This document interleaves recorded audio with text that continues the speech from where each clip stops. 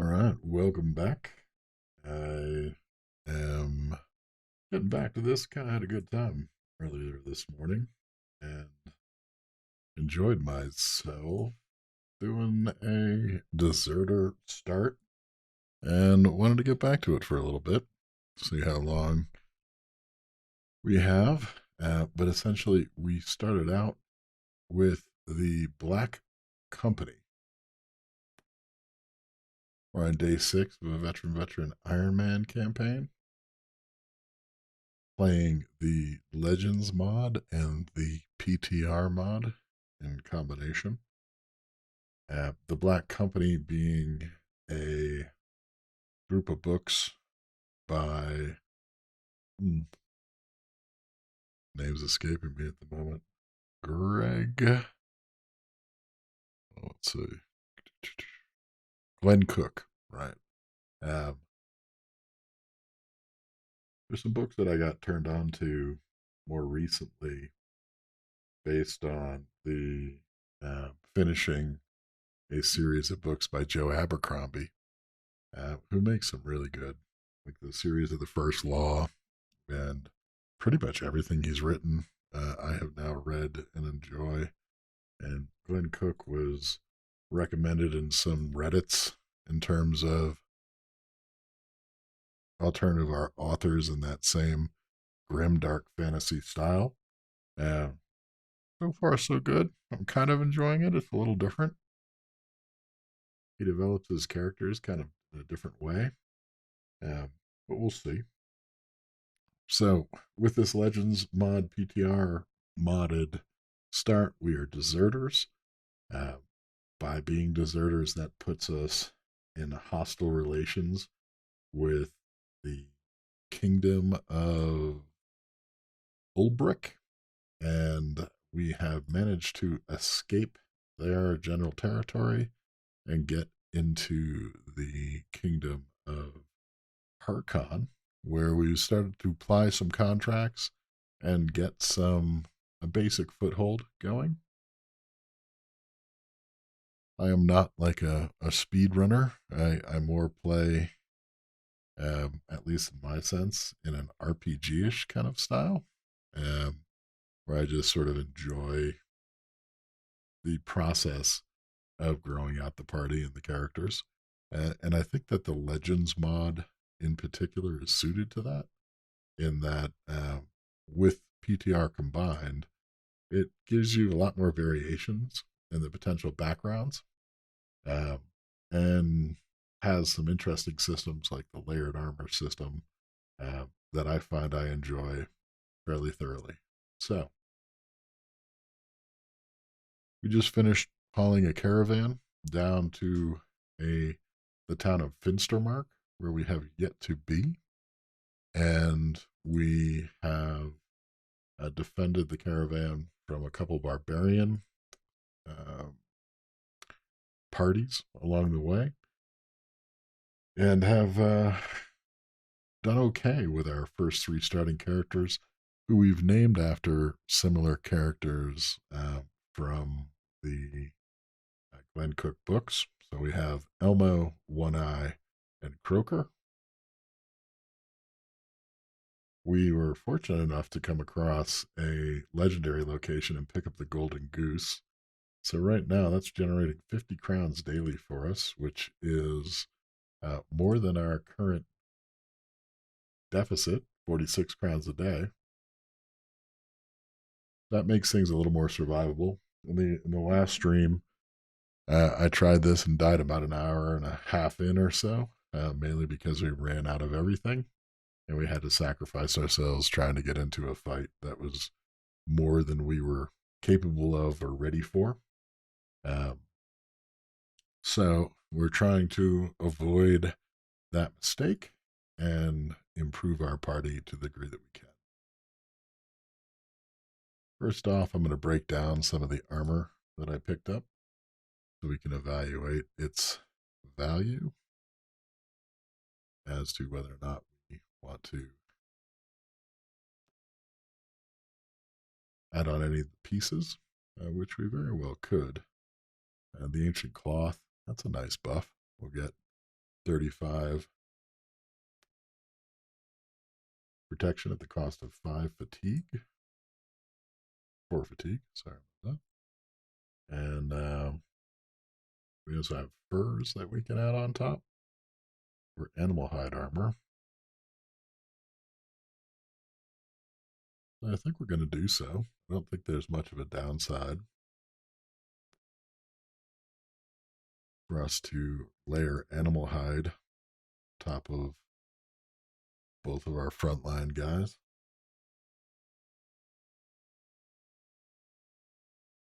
Potentially for the guy with more fatigue, we'll give the cloth as well. Although we may want to drop the cloth onto Croker, our archer.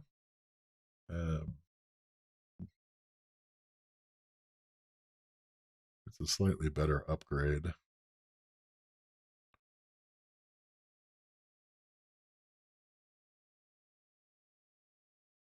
The ancient cloth is base armor? Yeah.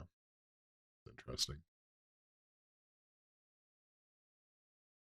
So we don't really have an upgrade there. That would be all that viable. But we'll take it. We also have an upgrade on Elmo available. Now, one of the things that we did take was back to basics, which is a nice across the board debuff that I think only became available in the PTR mod. And buffs you based on your distance from a baseline level that they set, and your percentages are improved in respect to how close you are to that baseline. And it's proven pretty beneficial for our early going. Before I take the trade upgrades, I'm going to check out what we might upgrade to as our next layer. Elmo's been pretty successful so far throwing weapons. I don't think you guys are hearing any of the game audio. There you go. Apologies.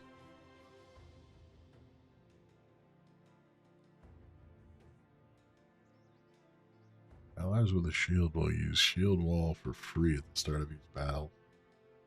Allies within 2 tiles will have the action point of fatigue costs of their shield wall and fortified skills halved, and not reduce the action point cost below 2 if you're carrying a shield which has the shield wall skill available. Any ally who starts or ends their turn adjacent to you will use shield wall for free.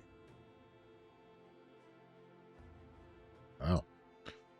That's a good one. That's definitely a PTR one. Exude confidence at the start of your turn. Improve the morale of adjacent allies by 1 as long as their morale state is lower than yours.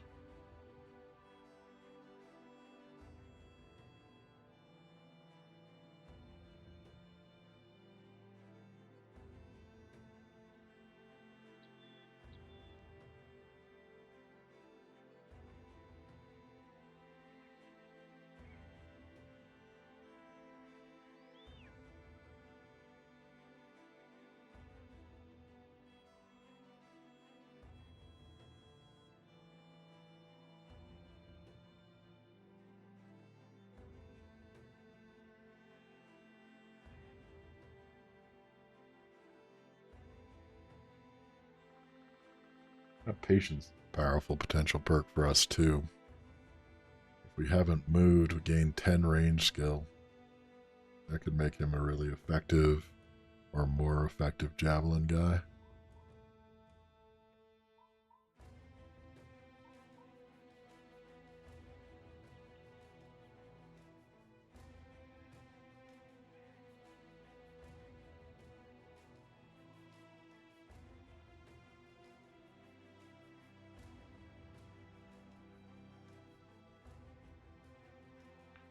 Now that's a really good perk. Let's see if this guy has the same one.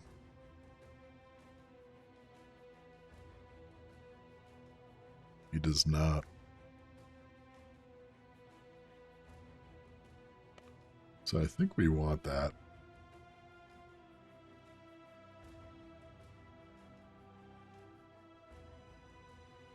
Not quite sure why Elmo has a leadership or tactician perk group. I think that's RNG for the combination of the 2 mods that I'm running. But that's a powerful perk. And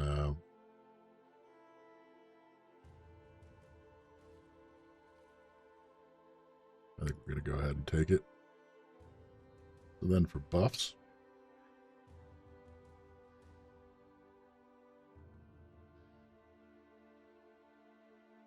I think for now we're going to do health, we're going to do fatigue, we're going to do initiative. Because we're fairly decent due to this back to basics perk for both our melee ranged attack and defenses.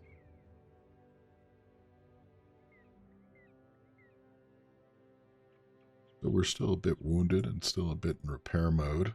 I think what we want to do is to mark some equipment. Take a look at what is going on at Finster Mark first. We haven't ever been.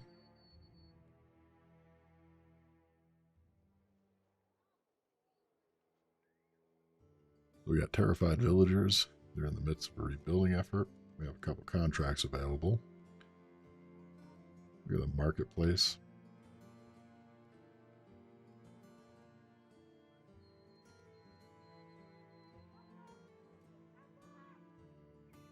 I'm not sure that any of this lower level stuff is going to be useful to sell, so we're going to likely try to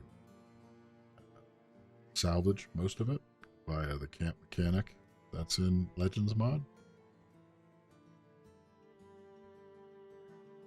Everything else is really expensive. We're going to take a look at what we have as potential recruits in Finstermark. With the deserter background, we're supposed to look for combat backgrounds. They'll be the happiest to join us.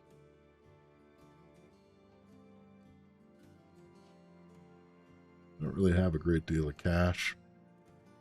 Align the Boyer might be useful as another ranged attack in our party.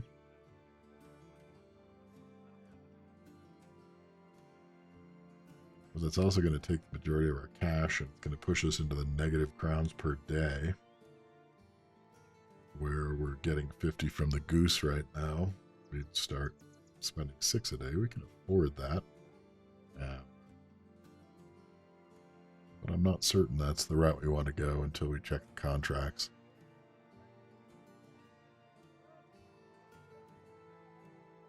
Don't have any wounds to repair. Let's go listen to the tavern. The dead are walking near Tabanmoose. Humbug, probably.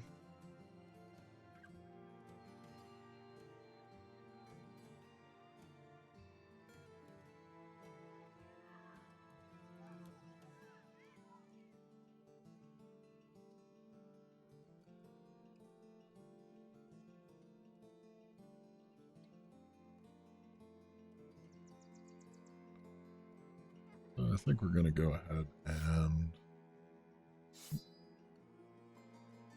I'm going to mark all this stuff for recycling.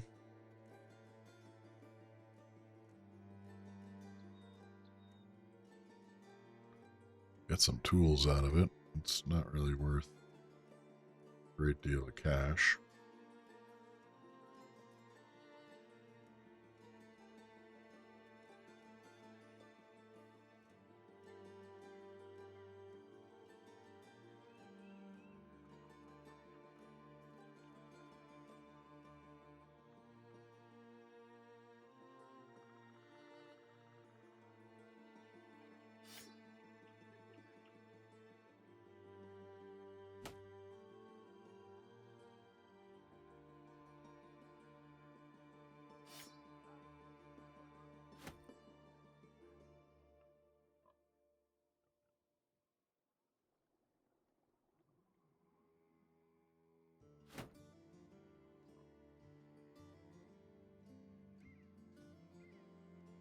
Might be worth considering swapping out the crossbow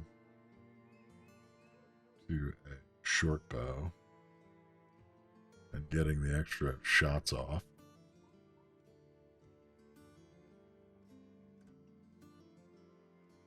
Have less effect on our fatigue. See if we can get that done.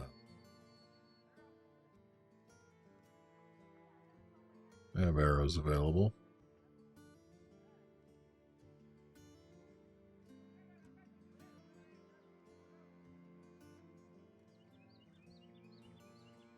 We also picked up some trinkets from the natives.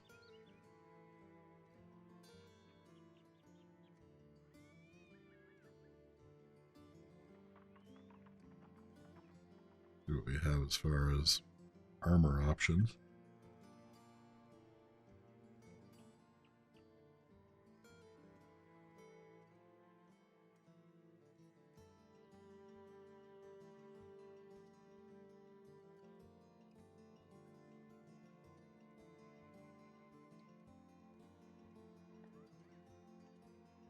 And I play at a slow pace, so apologies in advance if it's not to your styles, but it's how I like to.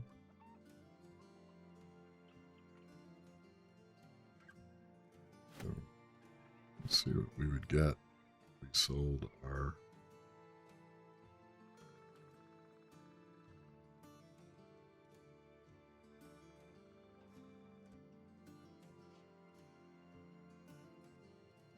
a little less effective against armor.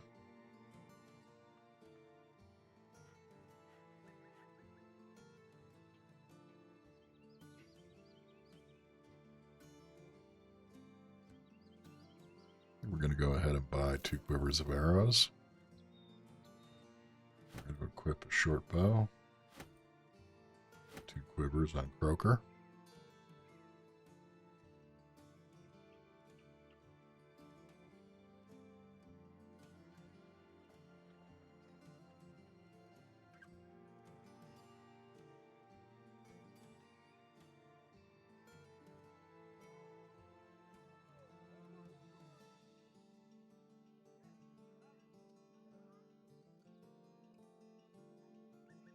Going to evaluate the contracts and see what we might be doing next before we make too many other decisions. We sit alone, studying a map as a stiff breeze tries to take off with it. As you struggle to keep the sheet on the table, Elmo, one of your men, approaches and slams a mug on the paper's corner. You look up to see he's a bit slack-jawed with drink on his breath. He explains that he shared stories with a local by the name of Gilsoff the Burgermeister, who has a proposal for you. The maps and the lands they detail aren't going anywhere, so you agree to meet with him and hear him out. I'm all ears. Gilsoff the Burgermeister restlessly walks up and down while stopping now and then to address you. The folks are in turmoil. Graves in the cemetery have been found open and raided. Some simpleton claims it to be the dead rising from graves. Superstitious nonsense. It's quite obviously some grave robbers, audacious enough to come to Finstermark and plague us with their greedy presence. He bangs his fist on the table in anger. Go out to the cemetery and end this nuisance once and for all. Let's talk money. I'm tight on crowds, so before you ask, this is all I have right now. You'll be paid $70 in advance and another $290 when the job is done. We need more. Interesting. I think this would be more appropriate then.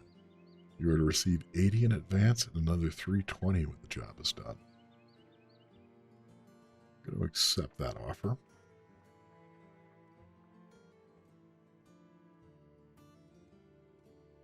But we're going to take some time to think about it.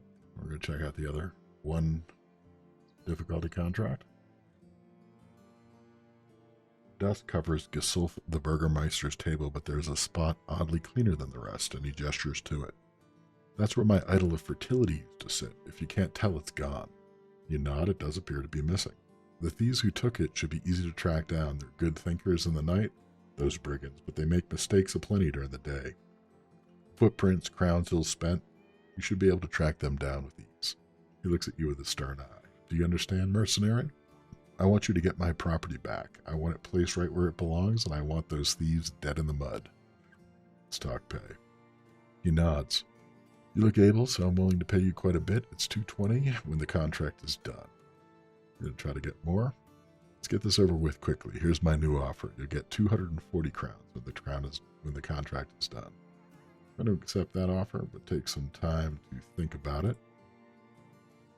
I think we want to camp and repair and heal, as well as salvage.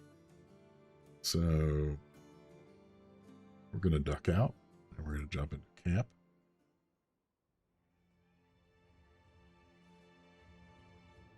Now, we have quite a bit in the queue for salvaging. We assign one eye to salvaging. That's going to take 29 hours to salvage everything that we have. This whole camping mechanic being part of the Legends mod. We're at 7 hours to repair everything that we have and 10 hours to heal. So if we add more guys to the salvaging, we'll get that down to 13 hours. So we'll salvage a fair bit. And if we rest, we should heal and also repair. We're going to go ahead and do so. Although I'm slightly interested in maybe making some ammo. Let's just see if we duck one guy out to ammo. We'll get half a unit of ammo per hour. We're going to do that. We could hire that Boyer, and I'm sure she would produce a fair bit more. But I don't want to pay her while we're camping. So we're going to stay camped. I think we're just going to camp the day here.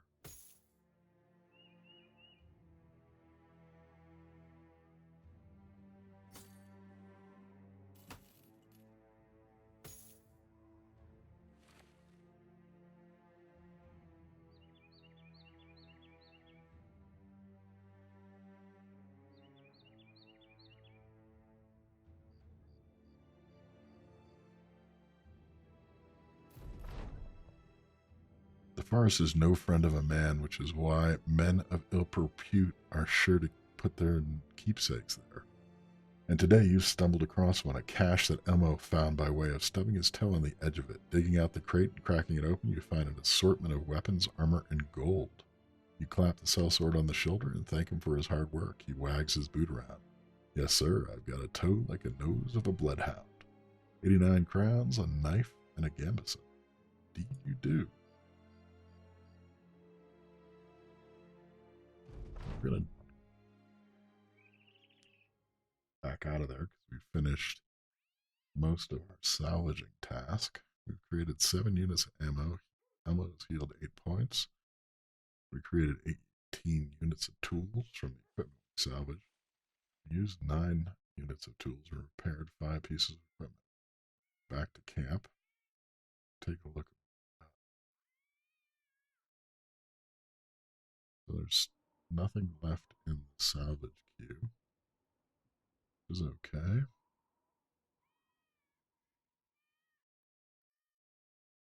I think what we're going to do is take his leather jacket off. Now he's running hide armor.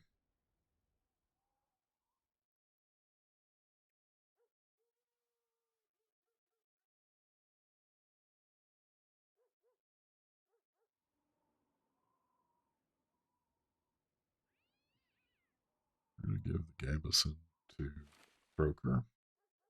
We're going to toss the leather jacket on top to armor him up a little bit better.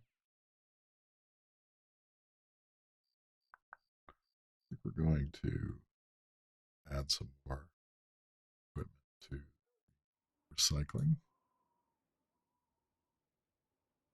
Gonna keep 2 spears. Got an extra knife, don't need. So we're going to keep 2 guys on salvage, 1 guy on Boyer, and we should be able to spend the rest of the night and end up with a fair bit more of both. Stay camping.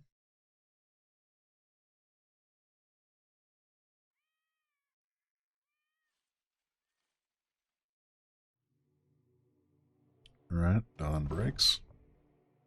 Ended up with another unit of ammo and 3 of tools. It's time to get moving. And duck back into town. Now we still have Aline the Boyer. I think having another ranged attack in the mix will be worth the effort here.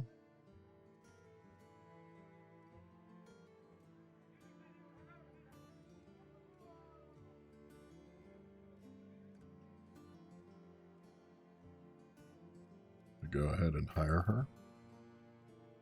Take a look at our party.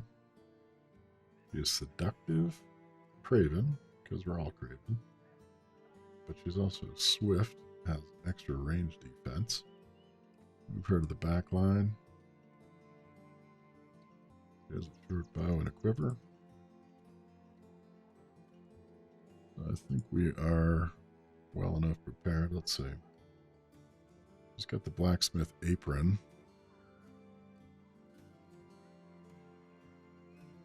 We could end up putting her in the thick tunic. But that stuff will need to be repaired. So I'm going to mark it for repairs and we'll equip that on her probably after this next attempt. And we're going to jump over to the contract to follow the tracks. Accepted. Go off in hunt of the fertility idol bandits.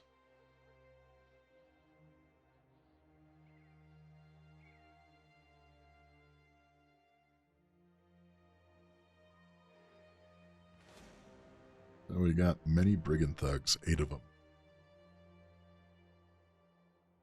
That should be doable. Just double check our equipment.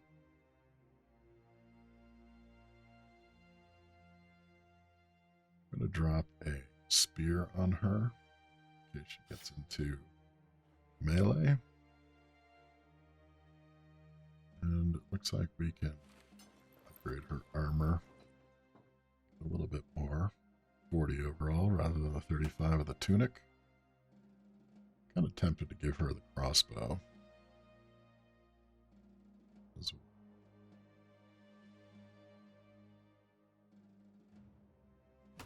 We're gonna. Alright, to battle.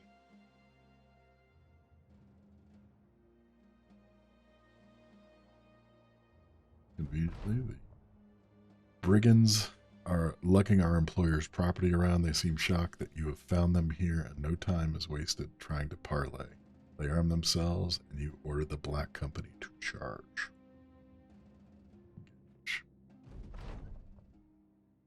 So we're on even ground. We don't have any range yet.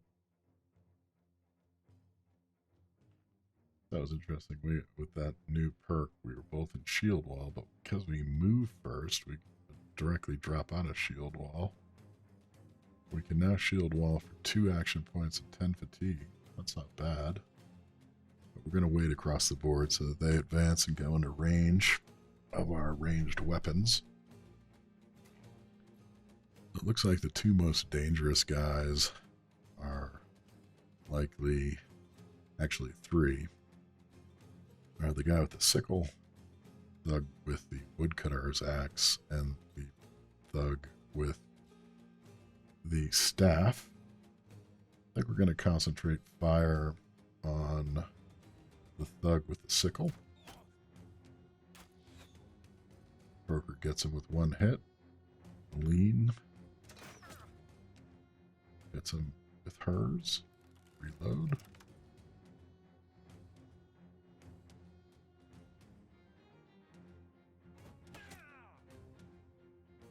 One Eye hits him once with his javelin. I think we're going to spread around some love because we should have a fairly effective amount of damage on him.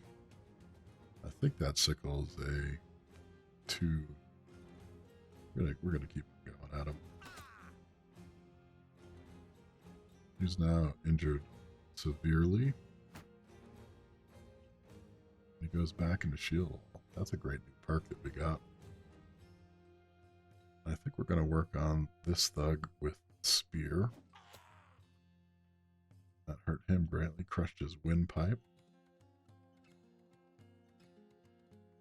And we're going to throw at the thug with the cleaver. Pick him too.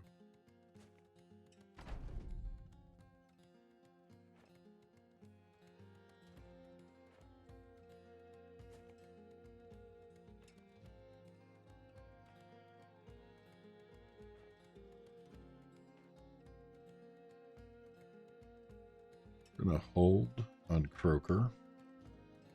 And we're going to try to kill this thug and to free up his ranged attack. I'm going to have One Eye switch to short sword. He misses the sickle. Have Elmo switch back to axe. Gets a hit on the thug with the spear. Gonna need to switch to the knife on Croaker. Trying to kill this thug. This could still go badly for us.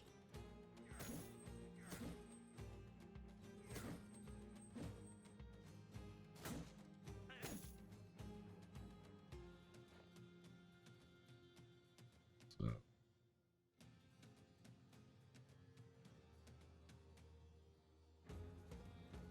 I'm going to try to kill the sickle. He still has an attack. Move.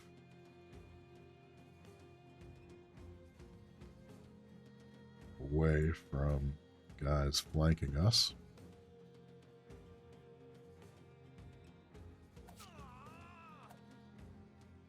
Croaker tries to finish that brigand and misses.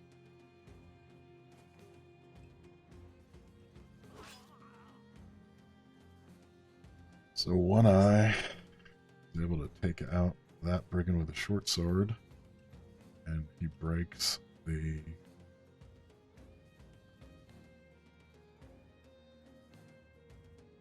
two frontline guys. We're going to move up and try to stay next to Elmo, so we shield wall again. And Elmo's going to attack the thug that is not broken. Gets two good hits on him, splits his nose.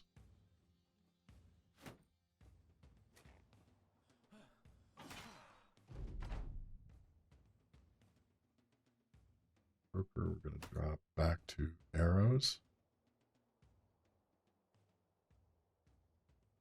Try to weaken this thug. Hit on him, piercing his side. Lean, we're going to reload. Trying to fire on the axeman. Got a great hit on him and injure his shoulder, which I think hurts his melee.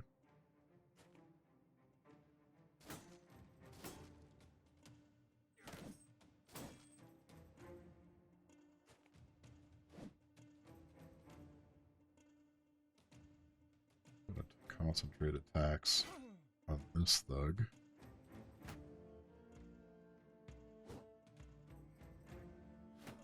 Fatigue lets us down a little bit.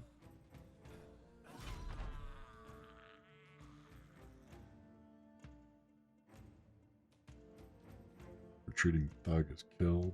This brigand breaks. Got a few more shots to Axeman.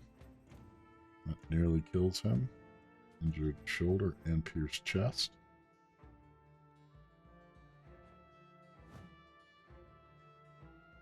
Moves in on the lean. Switch over to spear and try to finish him.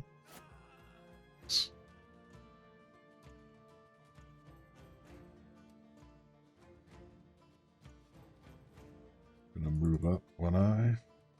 Attack the thug with the staff.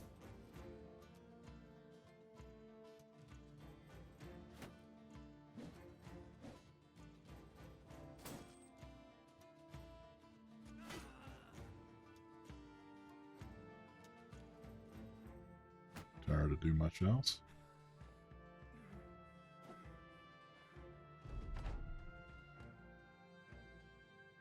Switch back to crossbow. Reload.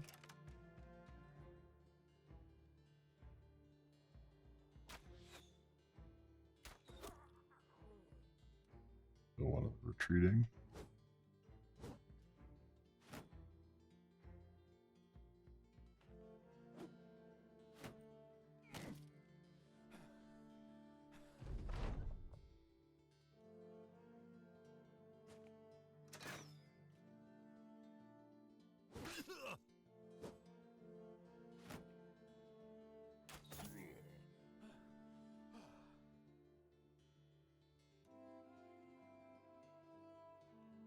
don't have the fatigue to do anything. We're just going to try to wear him down and hope he doesn't hurt our archers too much.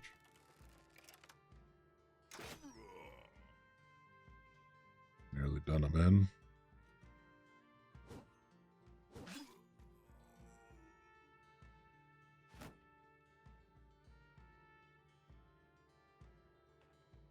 Think we'll be able to get off any shots or anything.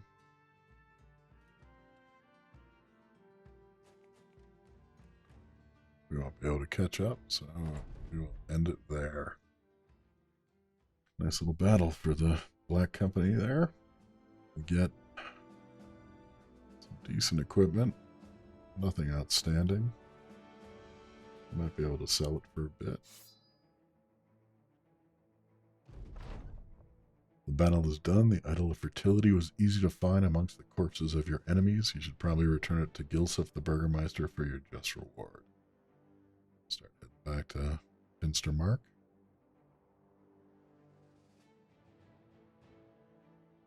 Take the long way. Just open up a little more map. See what we have to work with.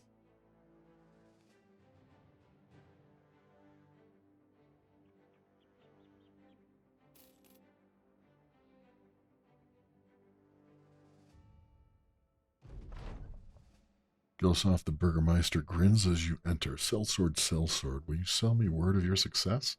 You take out the artifact and place it on his table? Sure. The man jolts forward in his chair and takes the item away.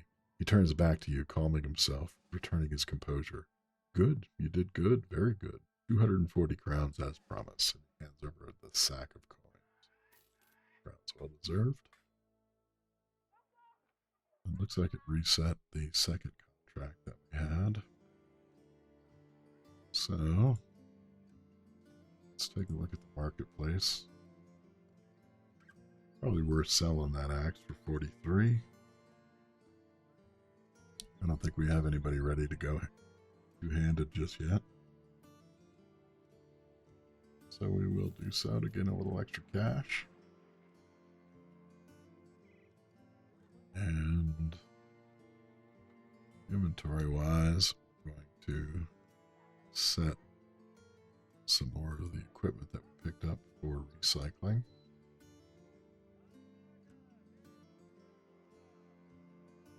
And we have some upgrades to do.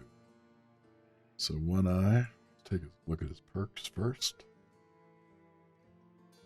Confidence, net casting, formidable approach when wielding two-handed weapon. We're not going to do that. Fluid weapon initiative is increased by 35%.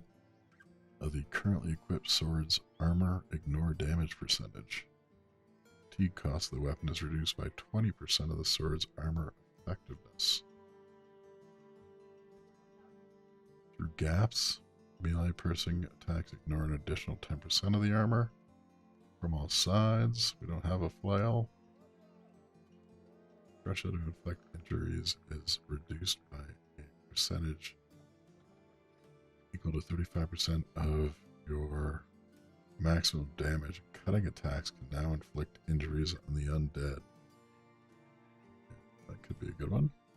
Blend in. Hold yourself in a way that makes you seem less trouble. Makes enemies less likely to attack you instead of an ally. Gives us a slight buff of defense. Taunt, Mutation, Shield Expert, or Relentless. So,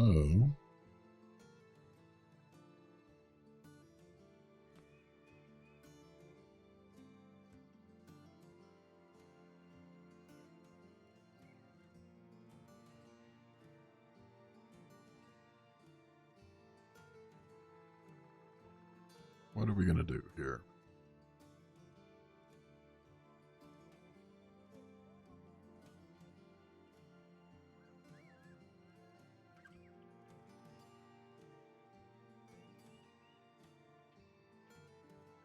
Initiative is increased by 35%.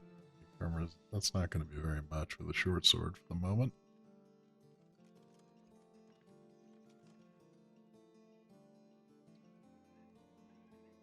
Could be useful to buff morale on our band of deserters.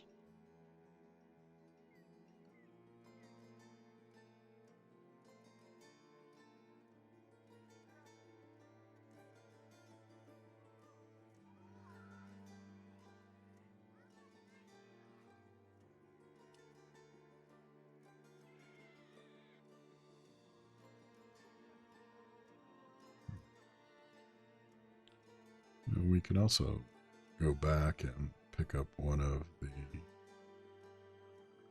perks that we missed. So we have small target.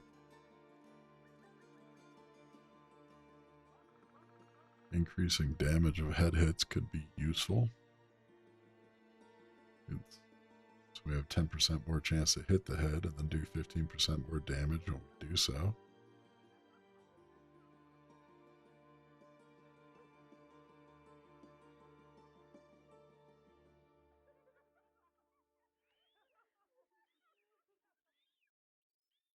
Spear Weller could also be good. We have some spears in our stash that might be a decent upgrade for him.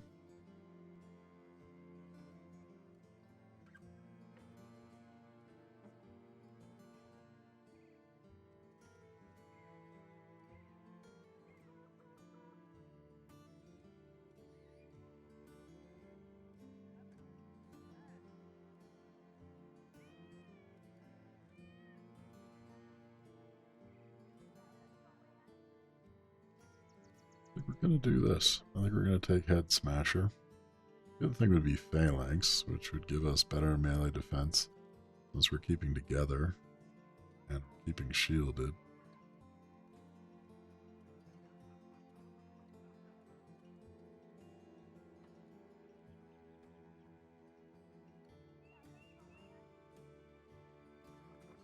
I like that.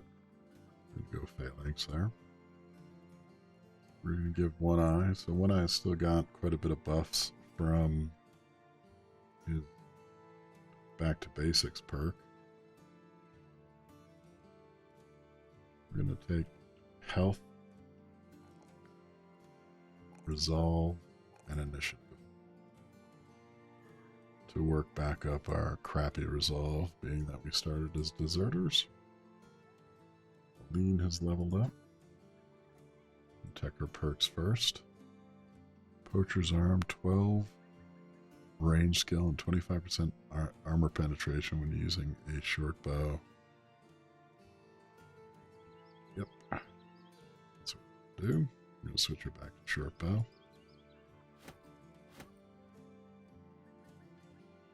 And we're going to buff her initiative. We're going to buff her range defense and her resolve. Croaker.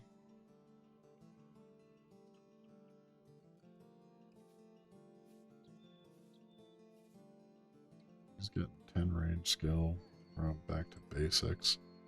We buff him by 4. I think we're only going to get a portion of that. But still seems like a decent idea. We ended up with getting 3 net because we lost 1 from our Back to Basics perk. Let's see what we get. Power Shot.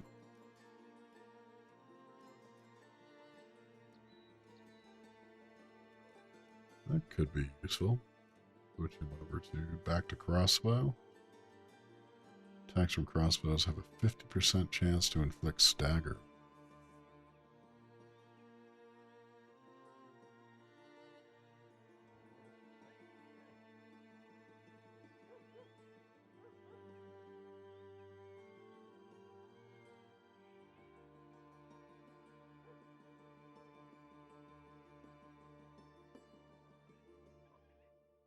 Having light weapon could be good when he gets stuck in melee.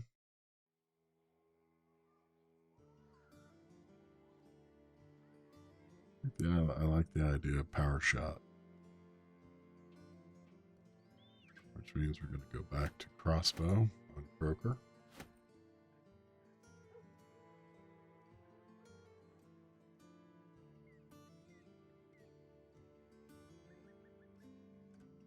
Nice.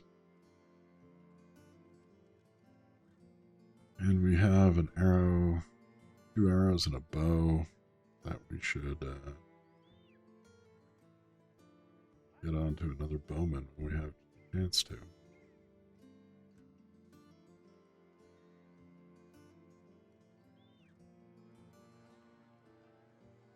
Let's see if this is still that same. No. So, Tungmun of Finstermark welcomes you, waving you in. Very well. Now that you're here, would you please shut the door behind you? One of the man's guards pokes his head around the corner. You smile as you slowly shut him out. Turning around, you find that Tudgmund of Finstermark is walking slowly towards a window, and he stares at it as he talks. I need something. It's well, you don't need to know what it is. I need something delivered to a fellow named Nicholhoff, treasurer. He's waiting for you in Keltenhof. It's important that it actually gets there, important enough for an armed export and a day of travel. Which is why I'm turning to you and your company. What say you, mercenary? What are we talking about? 80 crowns. You'd be paid more. Don't insult my intelligence. We're done. Didn't work out. Our second contract. Caravan 2 days south of here to Alderburg. Let's talk money.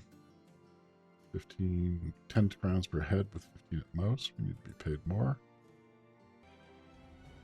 And I also liked how we fared against the barbarians that we most recently fought. I think I want to stay northward and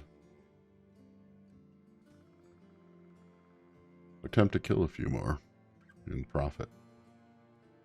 So, with that said, I think we're going to deny that contract just in case it takes us too far in the direction that we don't want to go. I think we should probably pick up a bit more food, which we're going to do.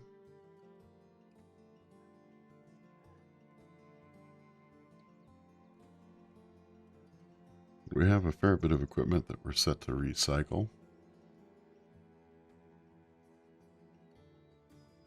I think our equipment is in rather good shape. It should repair what is not rather quickly.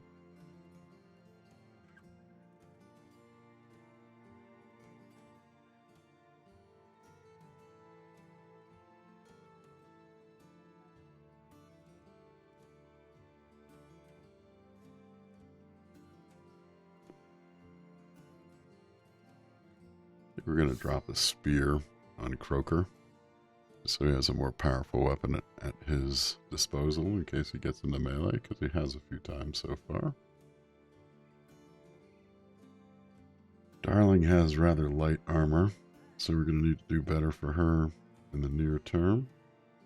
He has thick furs on a thick tunic, and we will try to improve upon that as soon as possible and as soon as funds allow. So for now, we're going to decline that contract. And I want to just take a look at these houses.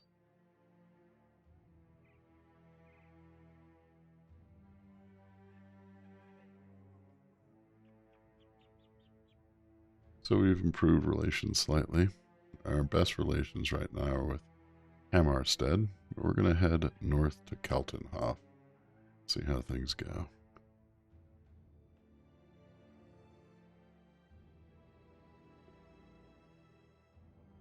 Possible we're going to run into a few caravans that we can take advantage of if they're running in the wrong direction and run afoul of us.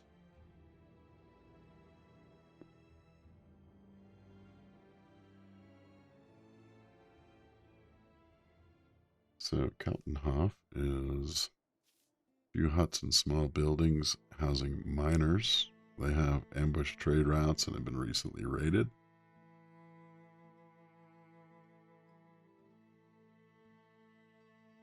We have a peddler, God's Choke the Bull. The bull could be good.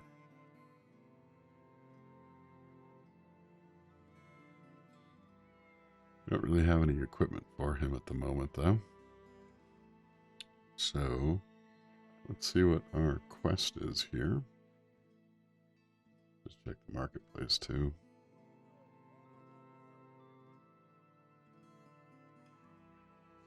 They'll give us good prices on our barbarian trinkets.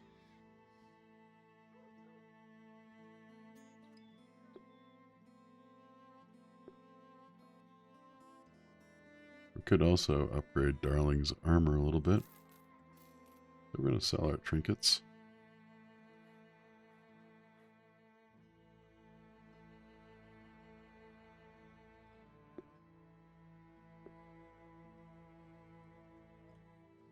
So we can get her up to 55, and I believe she's currently 40.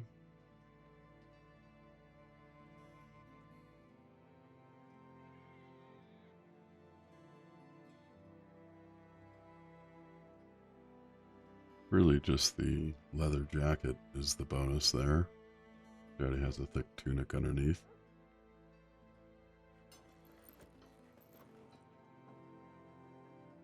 So we'll grab her that leather jacket.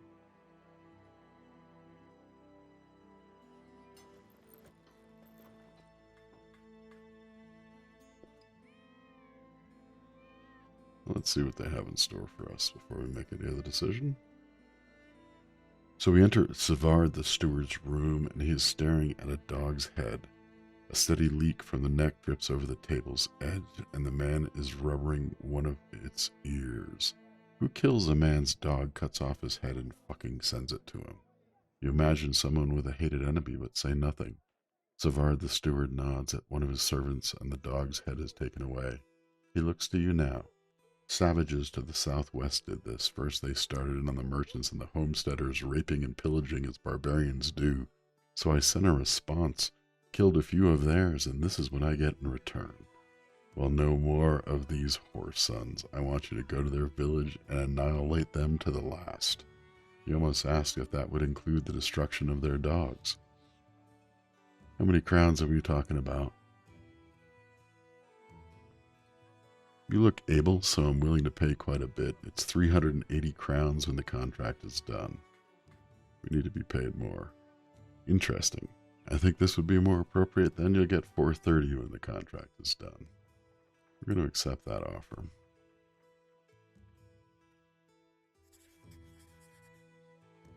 And we're going to accept the contract.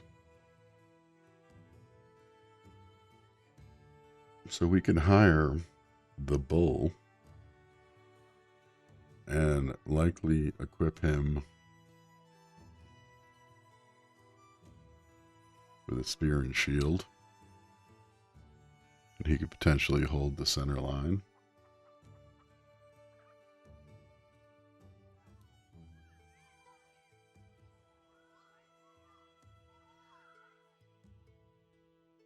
They cost 36 to find out what his skills are. So he's a craven, like us. There's one more for the... He's lumbering. And he's insecure.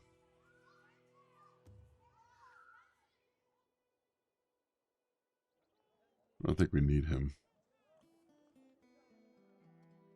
Like the minus 20 initiative, and the insecurity, and the craven. He doesn't have very good buffs.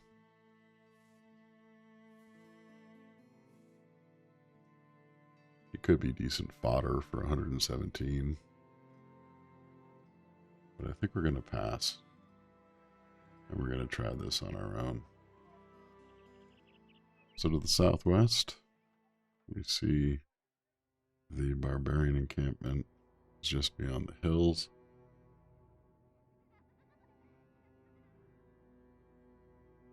We're nearly fully repaired and fully equipped.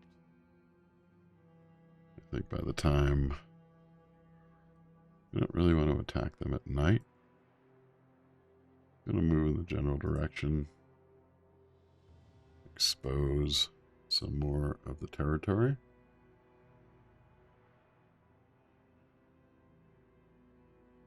Climb a few hills for a little better vantage.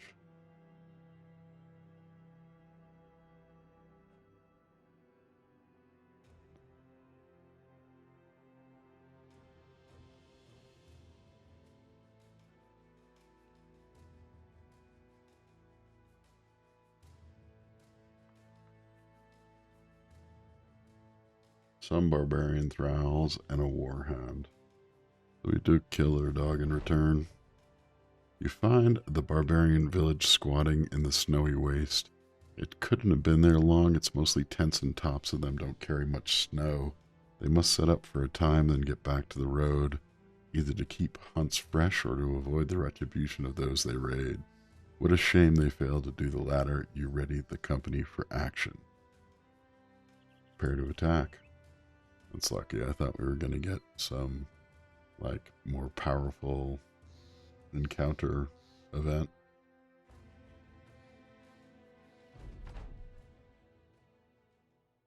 So, 4 thralls on our guys.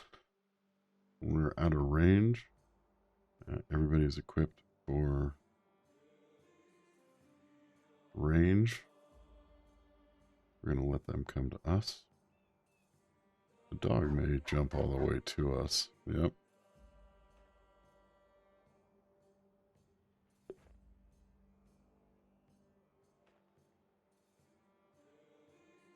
They're all going ranged. So we recently acquired a skill on our crossbowmen that should give us staggering shots if we hit. 50% chance. We didn't get it that time, but we did get a nice hit. Hit for 20 and gave him an injured shoulder. We'll reload.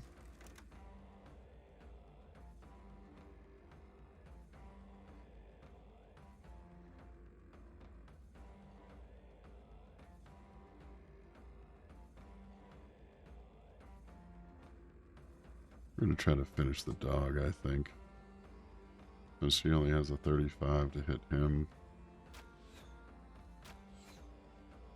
It either worked.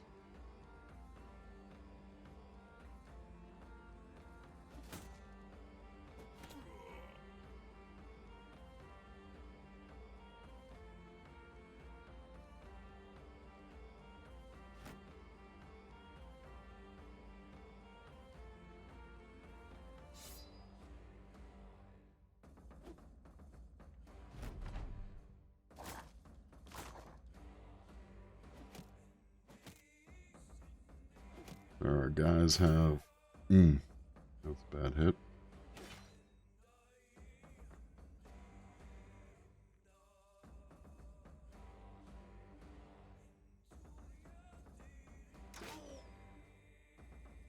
Raise his neck. Decent hit by Croaker.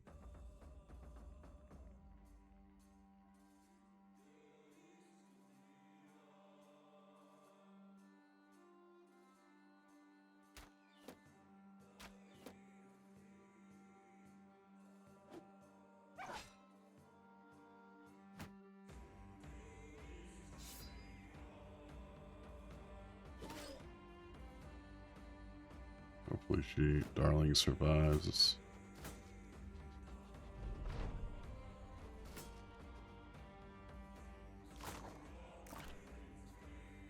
Come on, girl. Nice.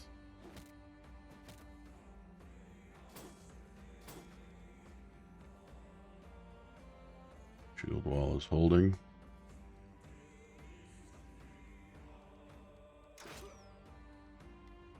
Croaker kills.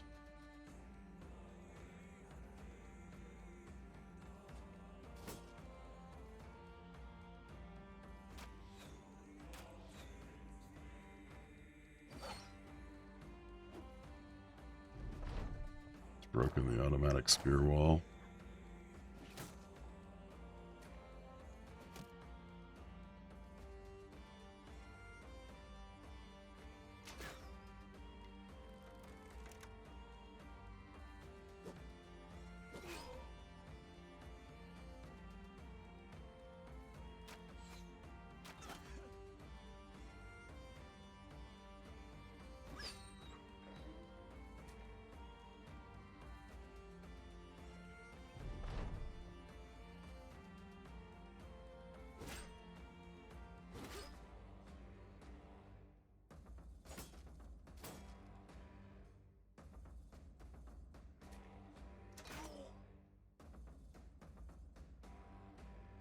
We finally got a staggering shot. Not quite sure what that debuff will do, but I assume it's not good.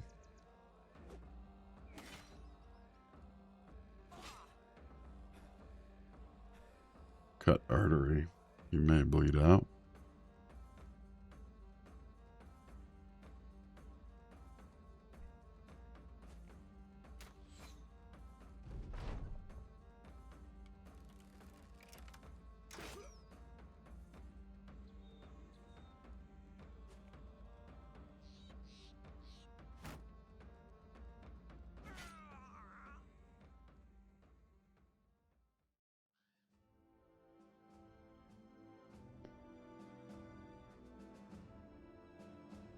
We get a decent batch of loot. Like it. Take that on.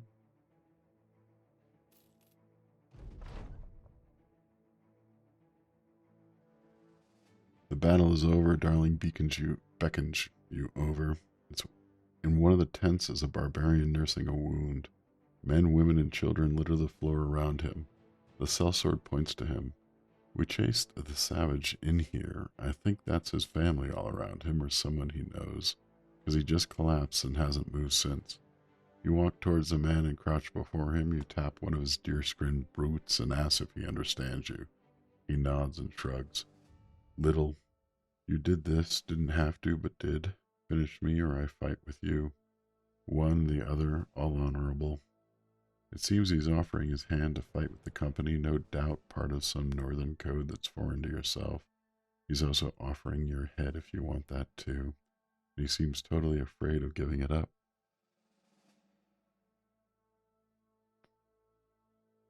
We could use a man like that. You stare at the man and then take out your dagger and slice the inside of your palm. Squeezing the blood, you toss the dagger to the barbarian and then hold out your hand, the blood dripping steadily. The savage takes the blade and cuts himself in turn. He stands and puts his hand out, and you shake. He nods.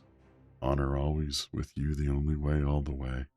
The man stumbles out of the tent. You tell the men not to kill him, but instead to arm him, which raises some eyebrows. His addition to the company is unforeseen but useful. The southern sellswords will get used to it in time.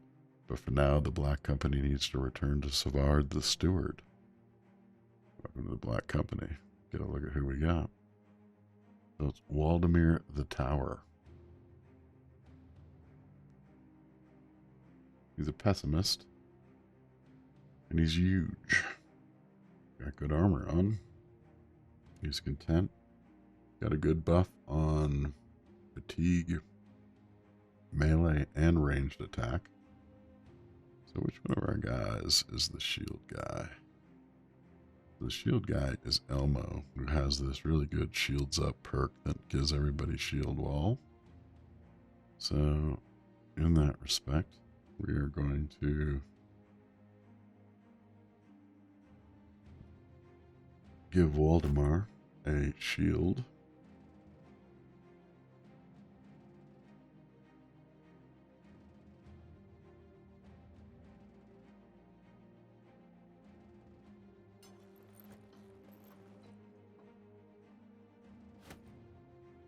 We can put a little better base armor on him.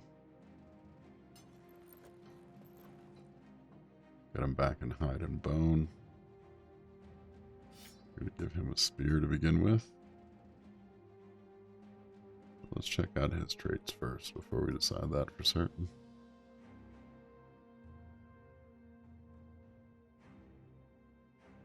We can pick 2 perks. As a barbarian, he has access to, well, as a huge barbarian or berserker, he gets access to Colossus.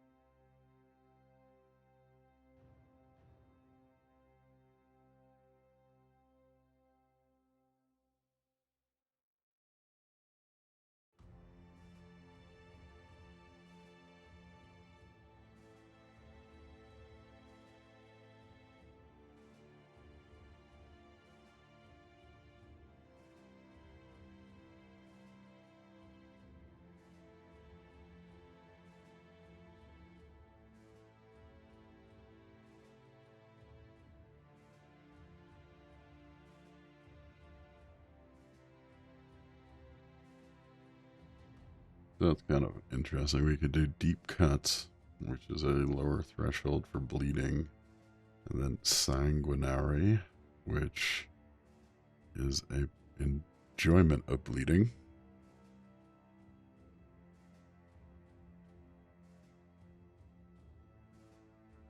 Or we could do the 2 hammer perks, which gives us smackdown and the ability to rattle an enemy. Or the 2 dagger perks, which are between the rigs. We're not going to do a dagger. Or we can do spear waller.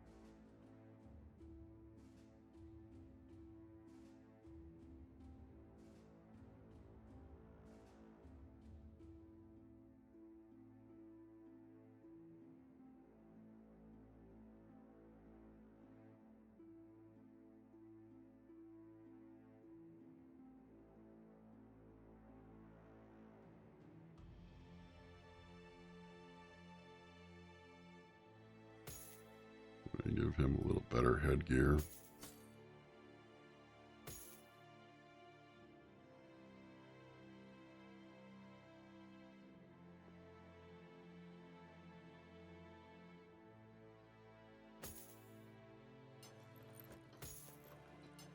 I'm going to take the headbands off so we can apply them to our other characters.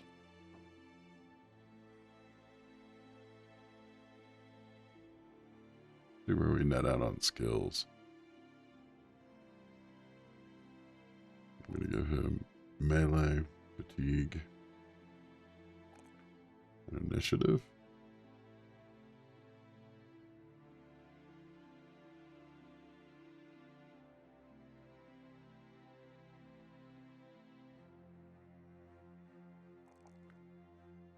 We're going to do it again. I think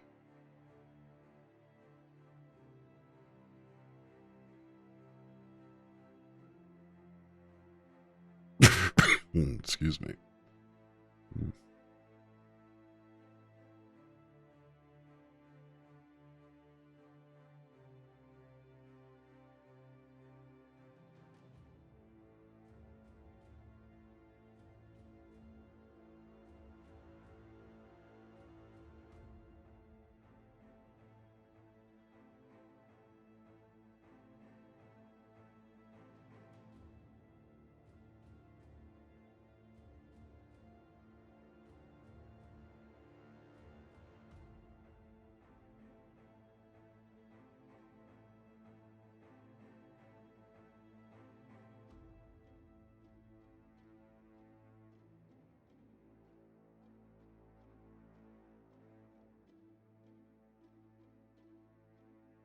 Yeah, apologies for the slow going, but a lot of these skills are new. I'm trying to plan a path through them.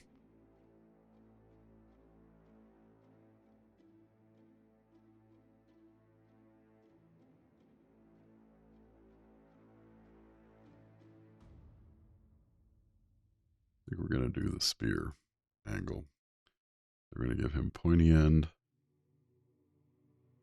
We get a 10% chance to hit against an enemy without a shield. And then spear waller.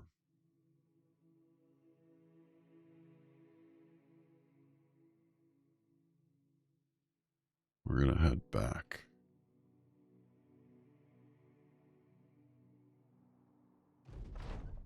Kaltenhof. With every battle your sellswords fights, the renown of the company grows. As this fame rises, more people and not just sellswords will be looking to join the Black Company. Perhaps it's time the company takes on another follower. So it's asking us to look at our retinue. So we can afford stolen documents. Makes you see the position of some caravans at all times, even outside of our sight radius. That could be useful, because I plan on going after that kingdom's caravans.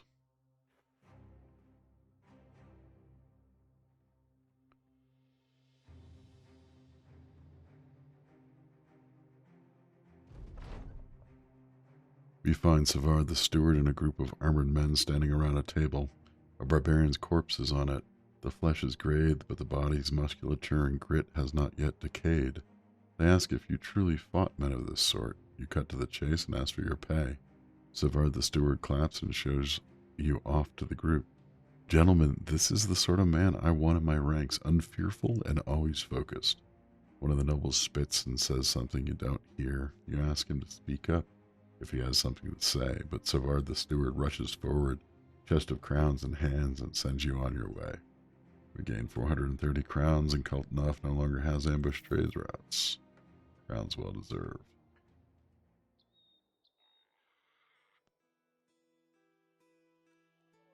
We now have a fair bit of cash. We're low on ammunition. Ammunition's a little expensive here, but not terrible.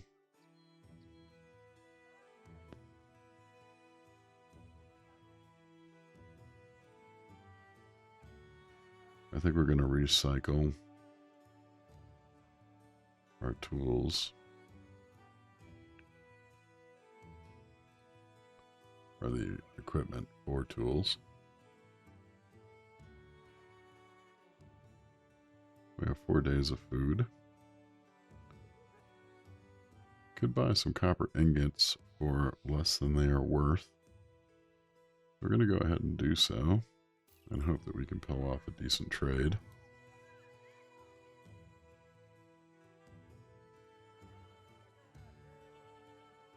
Other than that, we're going to depart. Our renown has increased. Now we can get up to 8 brothers. There's more folks in town that we can hire.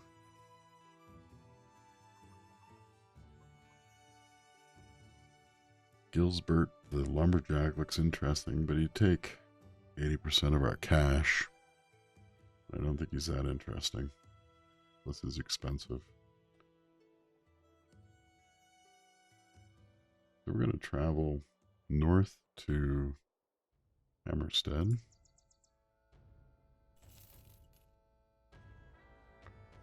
Because they are the closest to friendly with us already.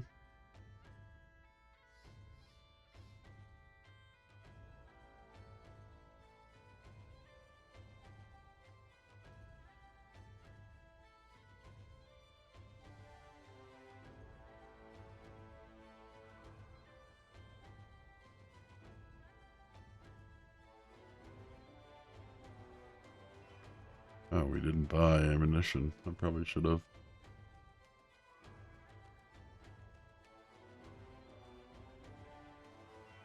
Actually, could have sworn I did. Oh no, I bought the trade goods.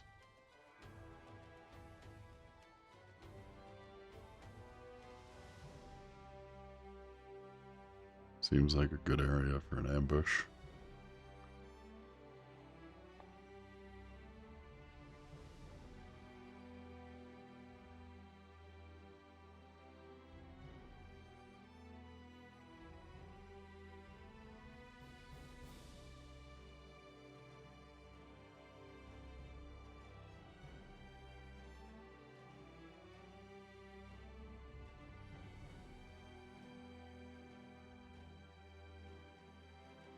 Be careful of any contracts that send us eastward, or westward, sorry.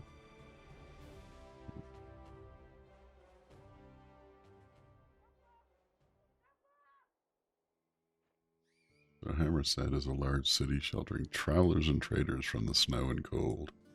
Check out what the tavern says, that the militia is in a pitiful state.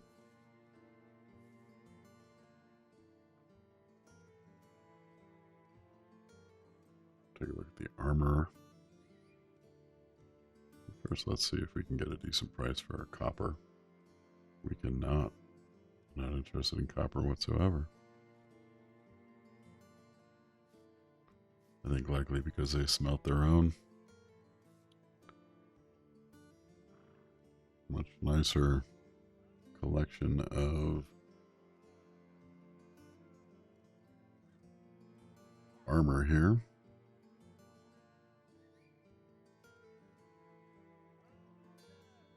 We could upgrade our new barbarians base layer from A blacksmith apron. That would gain him a fair bit.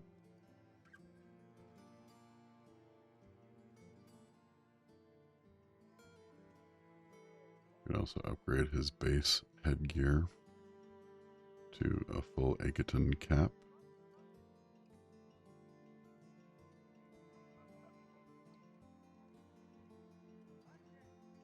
See what this contract is.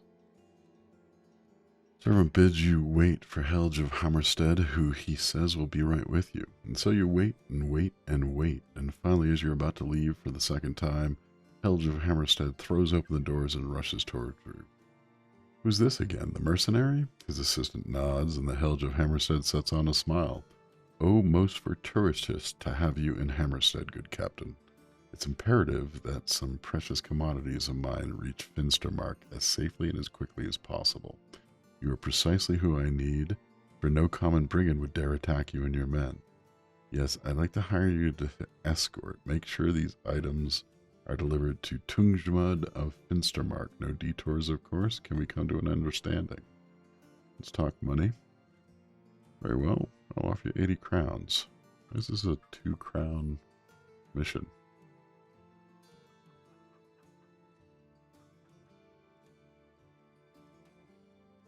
We're going to accept that offer. Need some time to think about this. Is Finstermark? Yeah, Finstermark. Okay, so it's safe to do.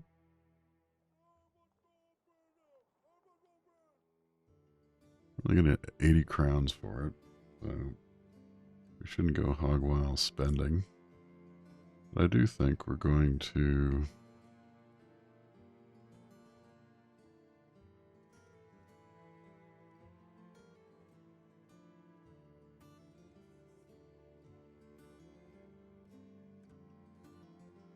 upgrade the barbarian's base layer to a Gambison.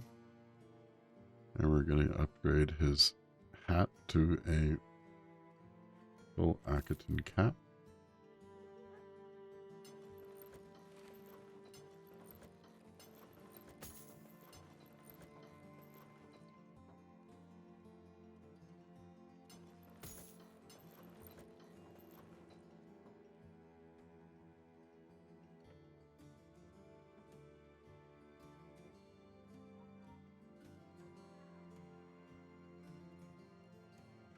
We have a bit of food. 3 more days worth.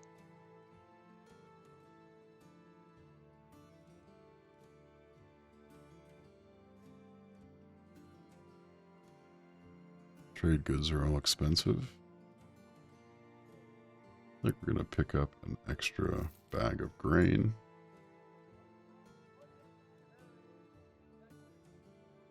Arrows here are more expensive than they were in the prior town.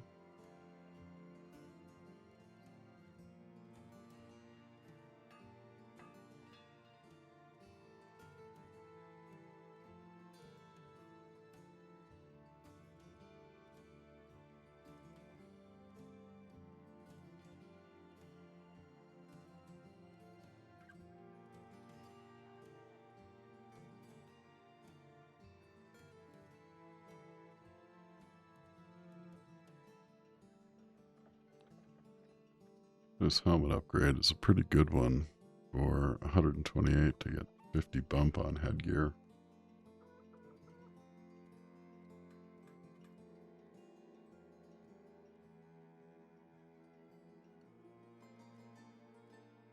I'm going to buy that as well.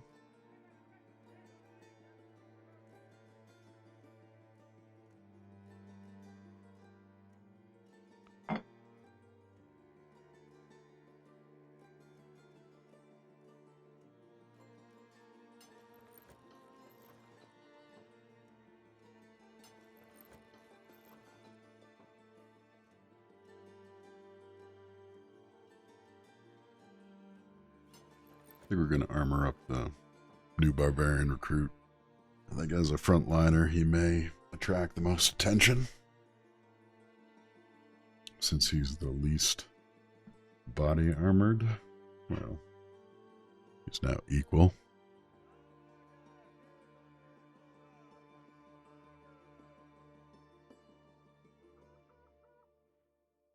We're gonna, whoops. We're gonna mark some of this stuff for recycling.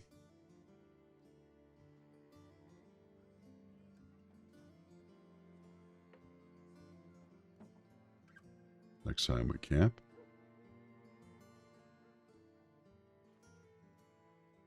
And we're going to try to run south and see if we can discover anything useful on the way that we might want to plunder.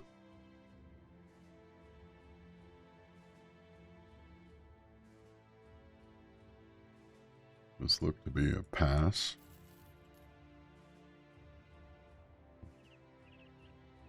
And it does seem to be.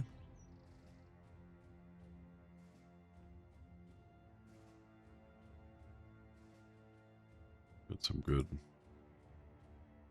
map know-how on the way.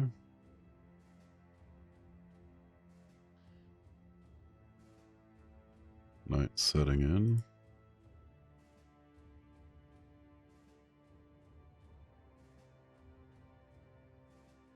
I'm going to stay moving.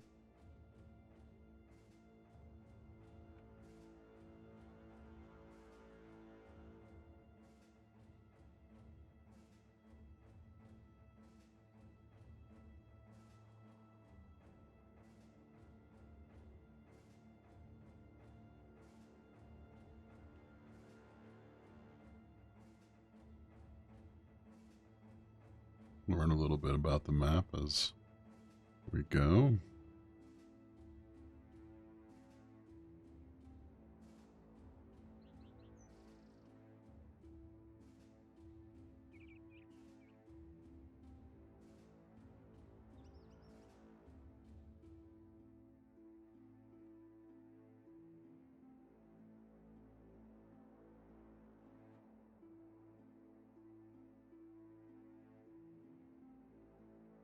And head for Finstermark to make our delivery.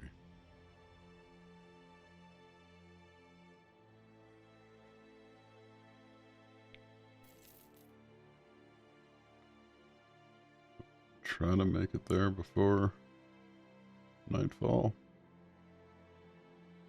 We may not.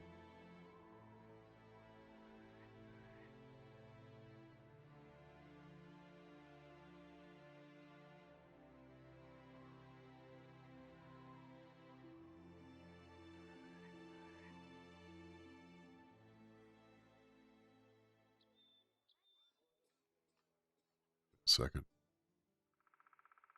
Oh no. I just screw that up. Did I not take that quest?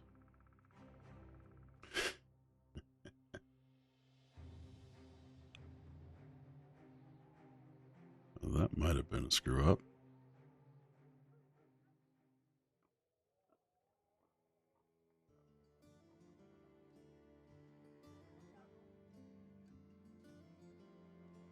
Let's see what we got. We're going to Hammerstead. Well, that works out. Let's talk money. 10 per head, 15 heads, 110 when we're done. We need to be paid more. 130 when the job's done. We'll take it.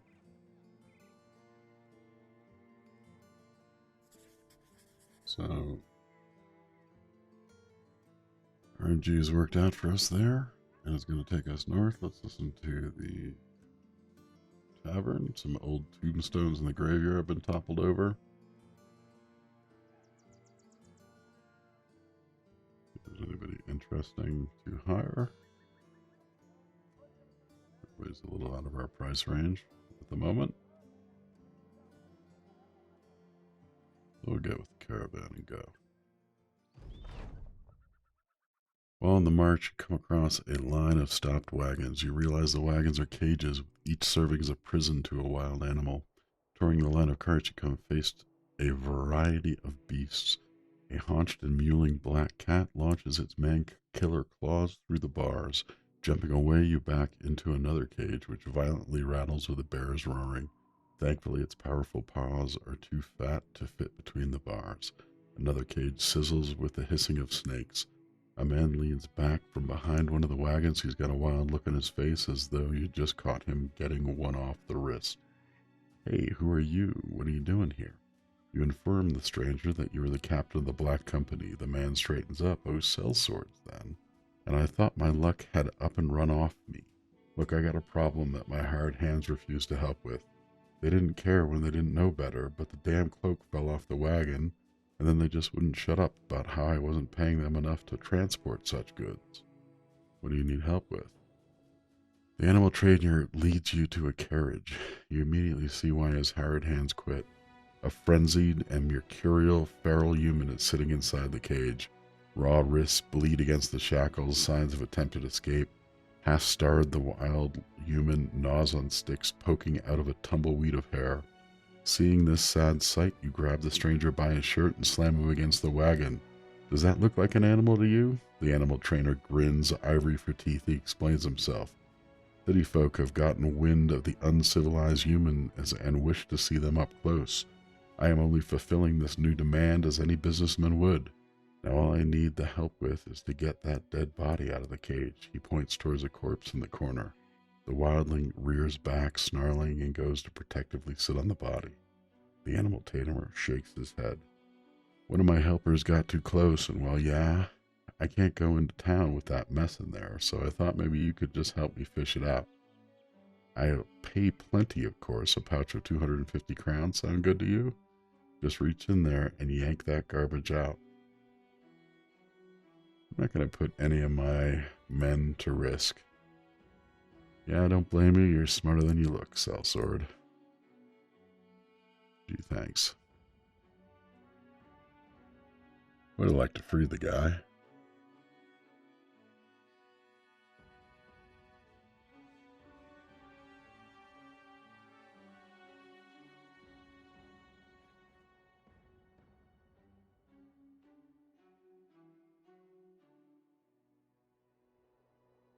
We should be getting close to the friendly relations, possibly with Finstermark. I think we're open at the moment. Neutral, it declined.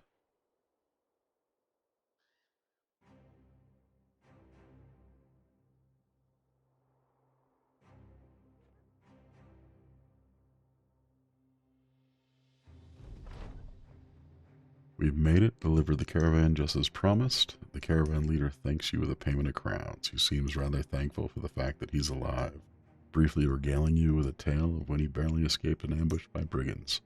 You nod as if you give two shits about what happened to that man. Hammerstead is now well supplied. We did forget this contract, so we're going to take it. And we're going to head back. We have 2 days of crowns. So we're going to head, and we'll try to clear some more map as we go back. We're open with Hammerstead. We might be getting closer to friendly. Hopefully there's a pass up here. We don't have to go directly through the mountains. Looks to be.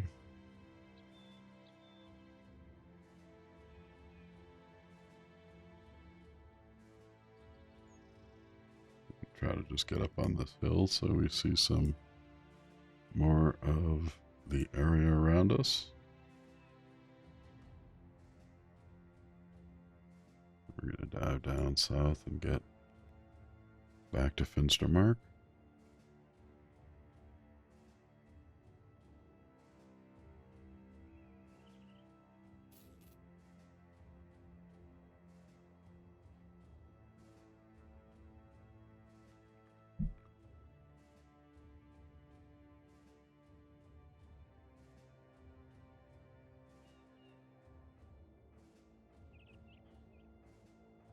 Try to clear a little more map.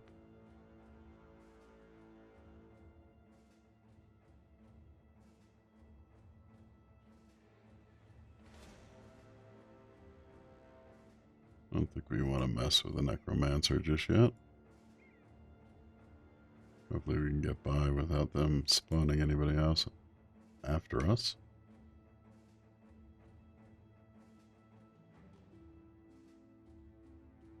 A little troublingly low on provisions.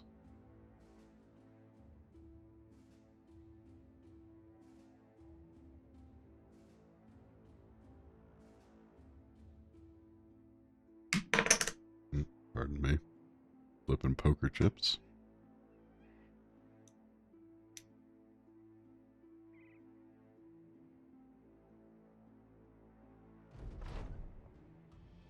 After some looking, a man asks who we're looking for, and we say Tunjman of Fistermark. He points you towards a nearby paddock where the man is strutting about on a rather opulent-looking horse. You walk over, and the man rears his steed and asks if that's the cargo Helge of Hammerstead sent. You nod. Leave it there at your feet, and I'll come get it. You don't, instead asking about your pay. The man sighs, whistles to a bodyguard who hurries over. See to it that this sellsword gets the pay that he deserves. Finally, you put the crate on the ground and make your leave. Ground's well deserved. So we get back to Finstermark. We don't have any additional tasks to execute, so we're going to grab. We can sell our ingots at a profit. So we're going to do so. As always take a profit when a profit may be had.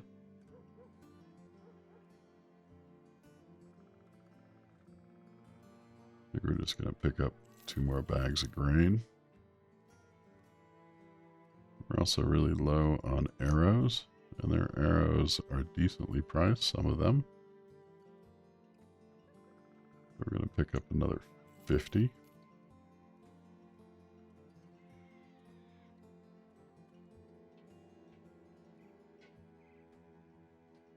Their wood's a little overpriced.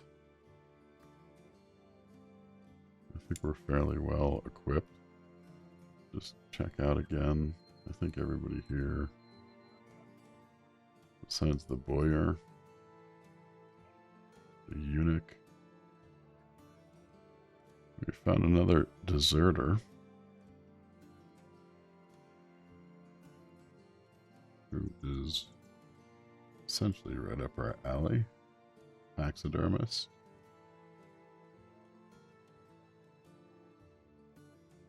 I don't want to beat down our cash too bad.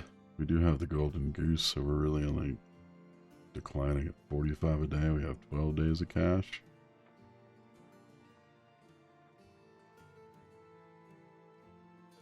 We're going to go ahead and leave. And we're going to try to head to the southwest. Deciding that Hammerstead is a good place to invest your efforts, you decide to offer the protection of the company and take up any work suitable to your talents. You act like gentlemen in your dealings with the locals, encourage the men to mind their manners while in the settlement. There was, of course, some griping at first. Elmo was sorely disappointed to give up brawling with the farmers, especially with the black company spending so much time in Hammerstead. But you convince the men that having a friendly base of operations is important in your line of work, as it's meant to getting better prices on the market and more people willing to join your motley band. It's also much less tiring not to have to dodge the militia all the time. You even enlisted the men to do some small tasks in exchange for nothing but goodwill. I found that little brat who wandered off and dragged him right home. Waldemar the Tower brags, quickly outvied by Croker. I went to the market for the old spinster, split her firewood for winter, and even put her out washing. But I draw the line at rescuing treed cats. Everybody is in good spirits. We get a bump in renown. We're still only allowed a maximum of 8 characters in the party. While on the path, we come across a man sitting beside the path. He's clad in some beaten armor, and there's even a more beaten weapon in his lap. He regards you with the limpest of waves. Evening, if you ain't sell swords, then I never set my pa's pants afire. That seems to be an interesting tale in and of itself, but you instead ask the man what he's doing in the middle of the road. More important, you ask this rather able-bodied fella if he's looking for work. A job? No, I don't need one. I already done that sword-selling bit, and I'm done with it. You know what? Here, he starts undoing his armor and throws it on the ground before you. Take it. I have no need for that life anymore. Take the weapon, too. I'm leaving all this shite behind. And you should, too, but I know you won't. Not before it's too late, anyways. I'm walking the earth until my feet are ground into nubs. As for yourself, Godspeed. And just like that, the stranger goes. We get an armory sword and a gambeson. Good luck. We have another ambition.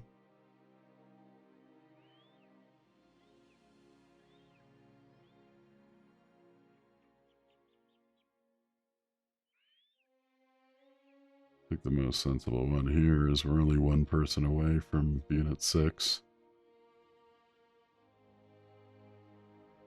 So we're going to take that, and it should be something that we can gain rather quickly. I think we're going to trade out our short sword for the arming sword on one eye. And, pardon me again. We also got a mail shirt with the gambeson. That was kind of nice. So, I think everybody's running a gambeson base here.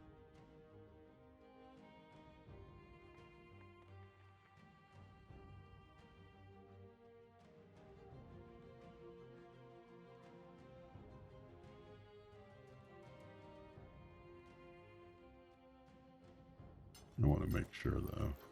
Yeah, I think so. That's a basic mail shirt. That's a basic mail shirt.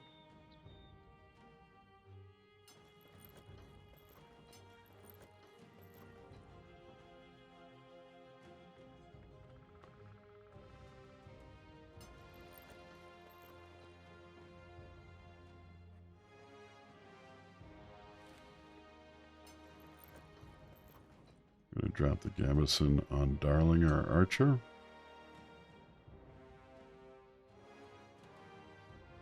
Put a leather jacket back on top.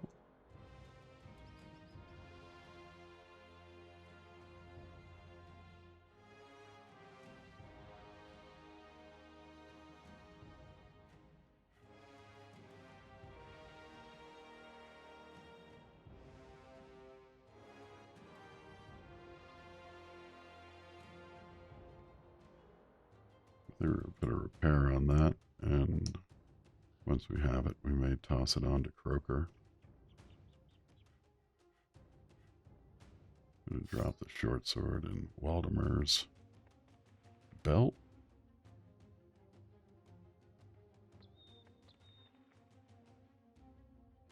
We have 4 days of food. Let's go see what we can find. See if there are new towns to ply.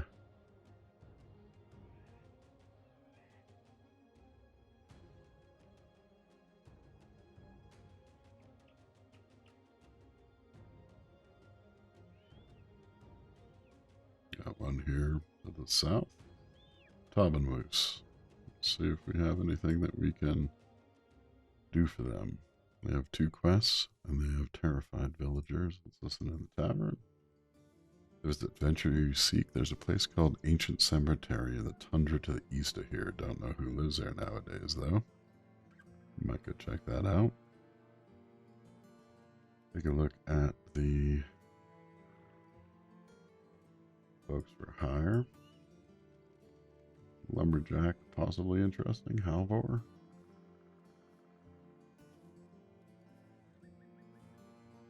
See what we have as far as quests.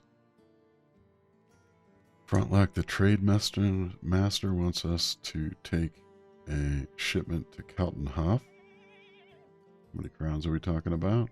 30 and 110 when it's done. Need to be paid more, 30 and 120. We'll take that, but we're going to take some time to think. And then there's graves in the cemetery that have been found open and raided. Some simpleton claims it to be the dead rising from graves. Superstitious nonsense. It's quite obviously some grave robbers audacious enough to come to Taubenmoose and plague us with their greedy presence. He bangs his fist on the table in anger. Go out to the cemetery and end this nuisance once and for all. Talk money. We paid 90 in advance and 340 when it's done. We need more. 100 and 390. We're going to accept that. to accept that contract.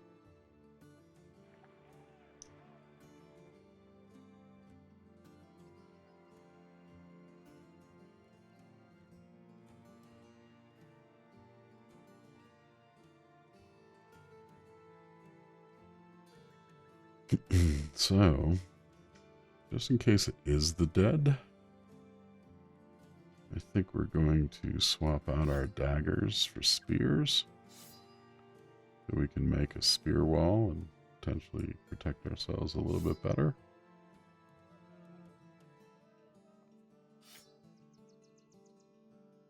Armor-wise, we're about as good as we get. We have some backup weapons on our archers. Let's go have a look. I think we have enough of everything to make it there and back. So it's out there, which is likely the same cemetery we were just hearing about in the tavern. We may be able to get there by nightfall.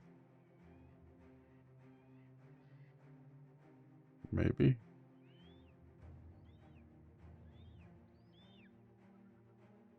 We don't have any scouting on it. Let's go in and see. Crunching and munching the snicker snacker of someone or something enjoying a good meal. As you step through the cemetery, you stumble upon a clearing filled with nachos. They're suddenly huddled over the remains of what appear to have been the grave robbers that we were looking for. The hideous monsters slowly turn to you, their red eyes widening at the sight of fresh meat. Arms.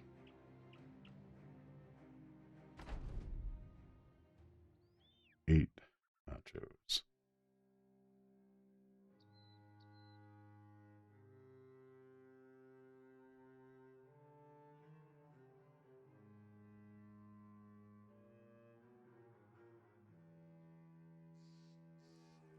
We're going to let them come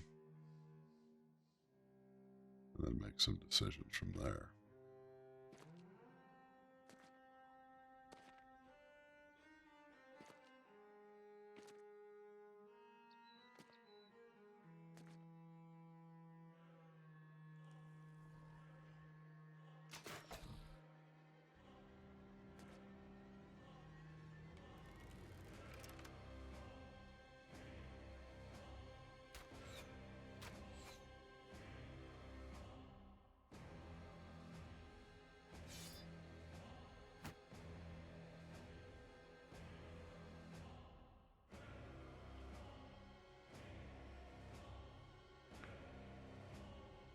I think it's going to possibly pay here to switch to spears and go spear wall. We're getting the automatic shield wall from one of our perks.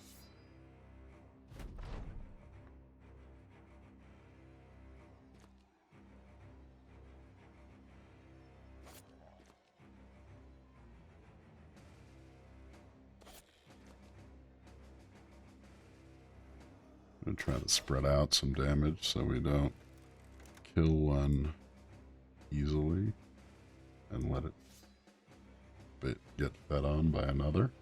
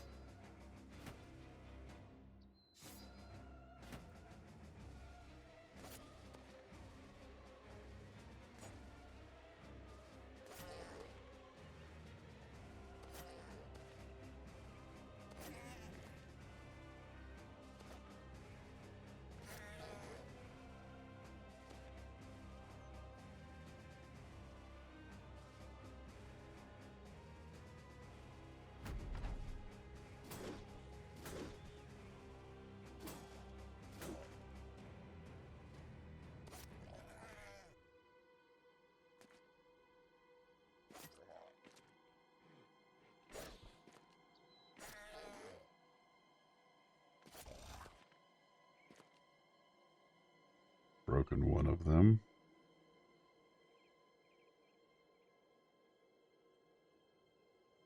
They're trying to flank us. I think on Croaker, we're going to also switch over to Spear. Drop a spear wall.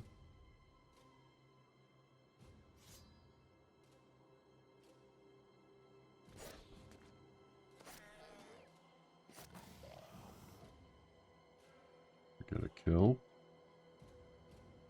We can kill this guy.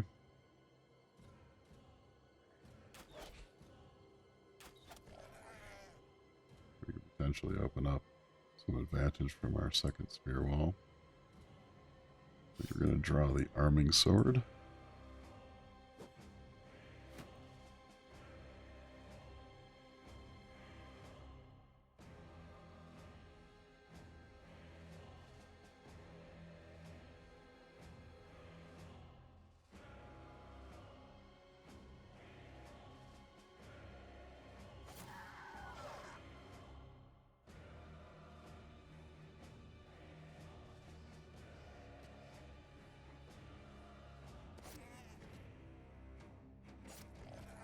Really nice production out of that spear wall.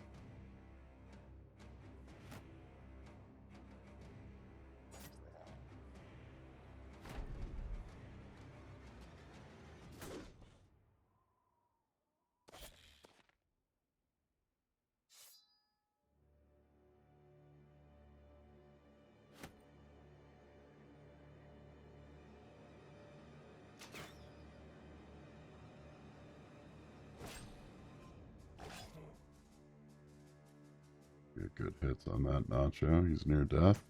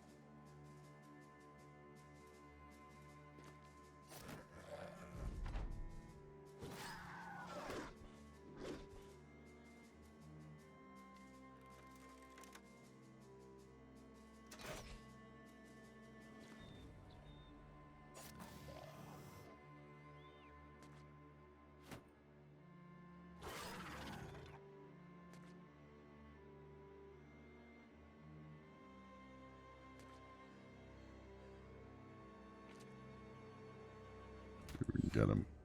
We miss.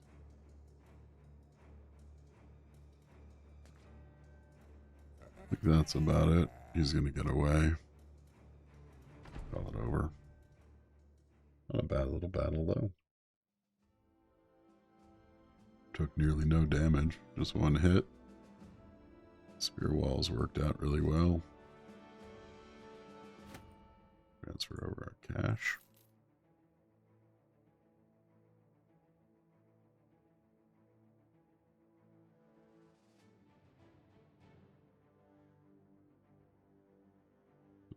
We're back to our other equipment.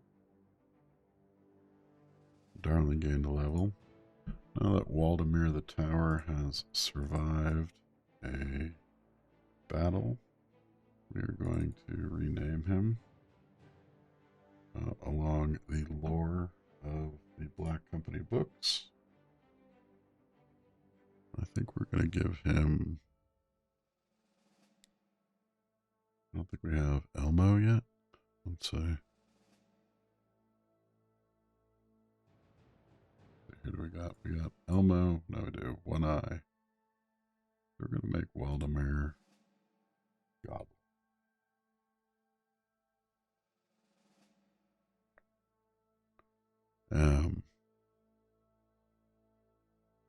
I haven't reiterated, so we are naming these after a series of characters in the books about the Black Company by Glenn Cook. Darling gets a bump. Nothing really awesome there. He's sort of just okay. I think we'll take the 4 range defense. to help her survive a bit longer. We'll take the 5 initiative. We're going to take 3 health. Take a look perks wise. Bullseye wouldn't be a bad one. Anticipation to dodge range attacks. Dodge overall. 15% of your initiative. Would be a bonus to melee and range defense. You got rather high initiative. I think that could be good for her. Range supremacy. Ranged attacks have 10% chance to hit against enemies wielding ranged weapons. Increased vision and shooting range increases by 1. That one's pretty hard to pass up. We're going to take range supremacy. Dodge would have been nice, but I'll take the added range.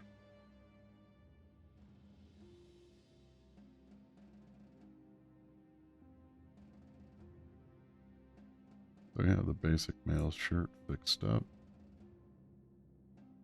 It's going to get us about double.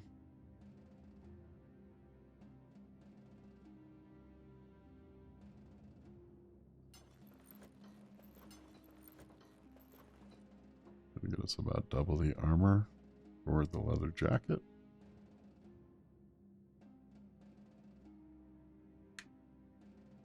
Set these to recycle.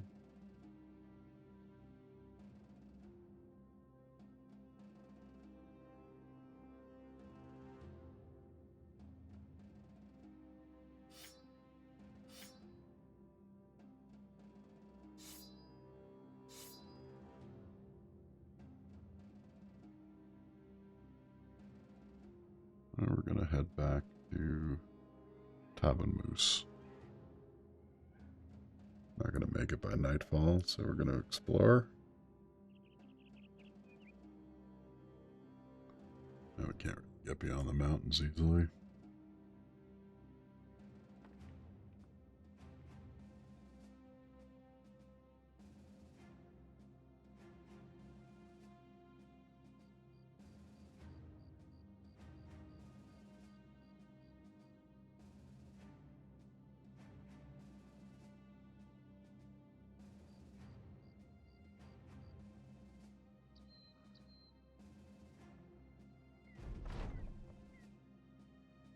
Rhetoric the Burgermeister welcomes you into his room. Did you kill them all? Is it Segura? You shrug. Nobody will be digging up those graves anytime soon. We gained 390 crowns, and they no longer have terrified villagers. Well deserved. So get back to Moose. The Fletcher here.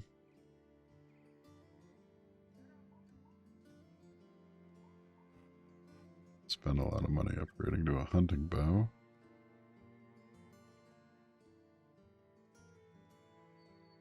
We're running a light crossbow, yeah.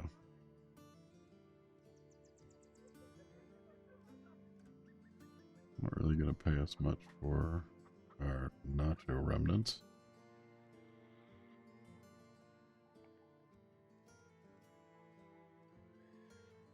We could pick up a bundle of throwing axes and get Goblin some ranged attack, but his range skill is pretty poor. So we're not going to buff it anytime soon.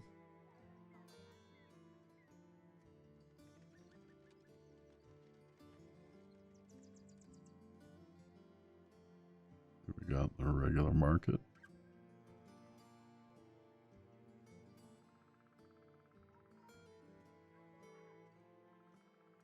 About 3 days of provisions. We are low on tools, but we have quite a bit to recycle.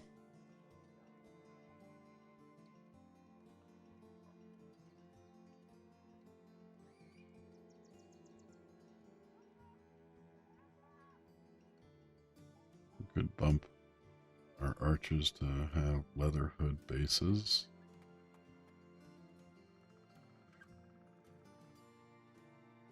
We give them a little benefit, but not much.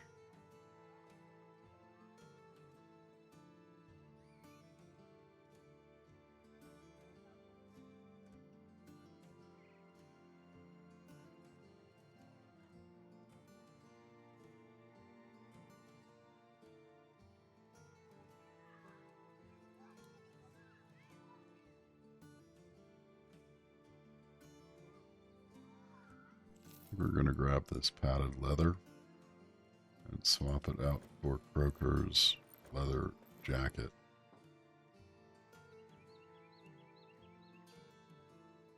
Take one more look at the available hires. Not really super interested in anybody there.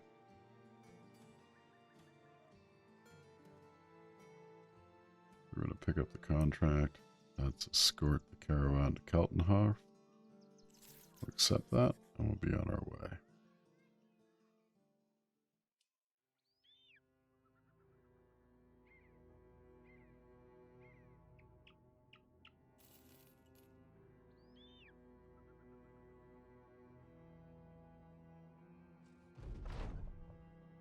Kaltenhof greets you with a swarm of day tailors looking for work. The caravan leader doles out the crowns to men here and there, their grubby hands going to the carts to unload cargo. When he's finished with the throngs of men, the leader turns to you. He's got a satchel in hand. And this is for you, mercenary. You take it. You, the day tailors, watch the exchange of monies like cats would a dangling mouse. 120 crowns, 51 experience. Kaltenhof is now well supplied. Take a look inside. We can pick up copper ingots for cheap. We sold those to the south for a decent profit. About 100 per. We may want to do that again.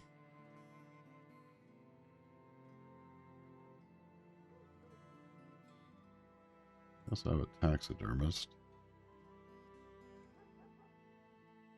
We create an antidote from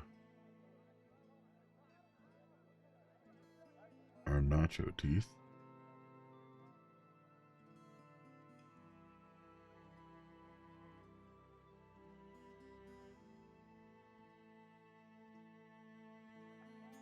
We have a couple brawlers who I've had good luck with in other playthroughs. Generally, like tough and cheap characters. That would satisfy our ambition. Let's see what our contract is. Adelaide the Burgermeister is looking at a poorly drawn map and looks up at you as though you're the ones responsible for making it. Look, mercenary, this is a strange thing to task you with, but you seem to have a good head on your shoulders. See this dark spot here? Would you be willing to venture that way and try to find the Den of Unnamed Horrors? It's somewhere around the region of the White Goat Mounds.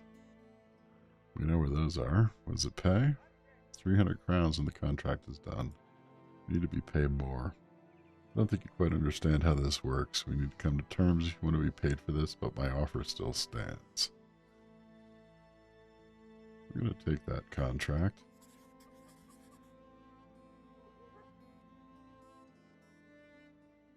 Now, since it's about, so the White Goat Mounds were over here.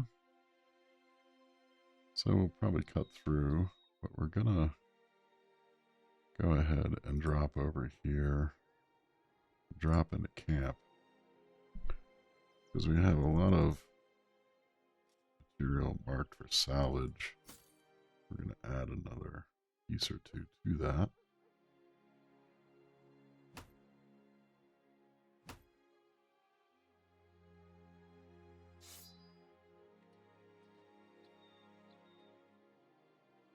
And so we got 22 hours to salvage everything if we don't add any more guys. We don't have any repairs to do. We don't have any healing to do. But we could do with some more arrows. So if we put our boyer on that, that should help. We're going to make 1.5 units an hour.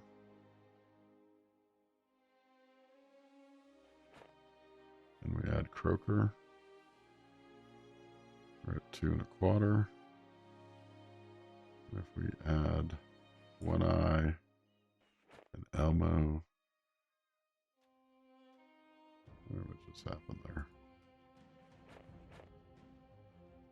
We got 3 guys working on salvage, 2 people working on fletching. And that should do for us. We're going to camp overnight.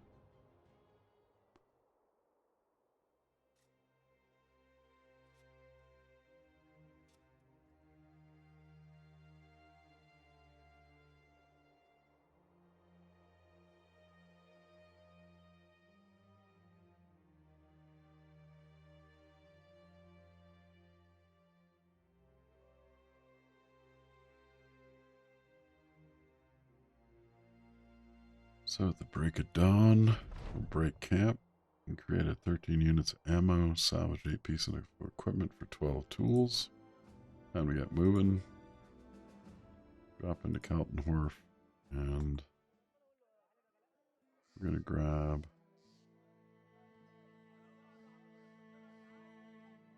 a little more grain and some butter.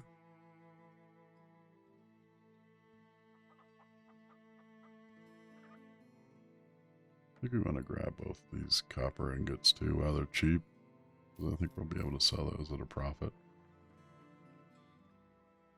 We're going to head out to the White Goat Mounds in search of the Den of Unnamed Horrors.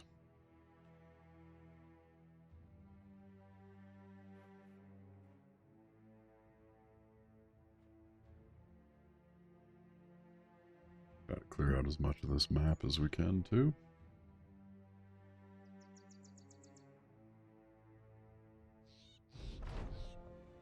We've found the Den of Unnamed Horrors. It comes into view and is immediately reborn upon your map as the best of your illustrative capabilities. Darling asks if that's all there is to do. We nod, and a rough go or an easy one, Arnold nod. The Burgermeister will be waiting to pay you all the same. Time to head back. That was easy 300 crowns.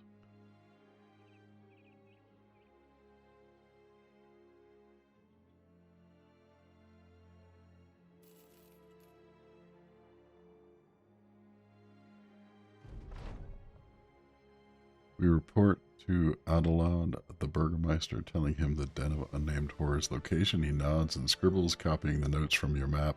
Curious, you ask how he knows you're not lying. The man sits down in a chair and leans back, clasping his hands over his belly. I invested in a tracker who kept close to your company. He made it here before you did, and you but confirmed what I already know. Hope you don't mind the measures taken. Nodding, you think it a wise move, and take your pay to go.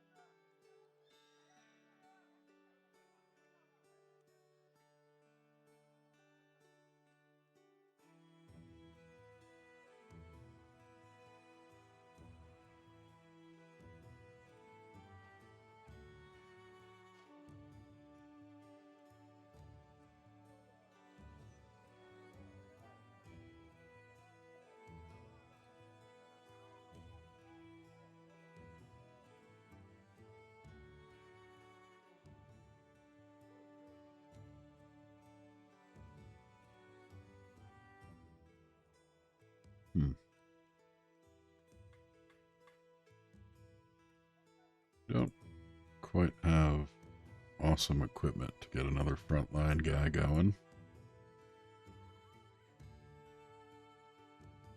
I think we're going to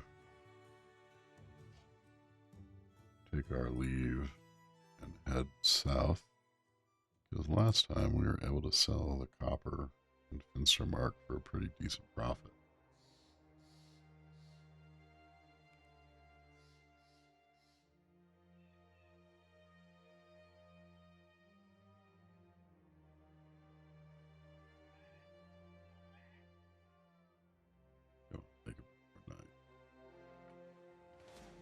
We did.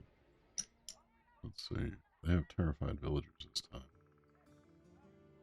So we could sell it at a tiny profit, but I think if we kill whatever is terrifying them, then perhaps we'll sell it for better.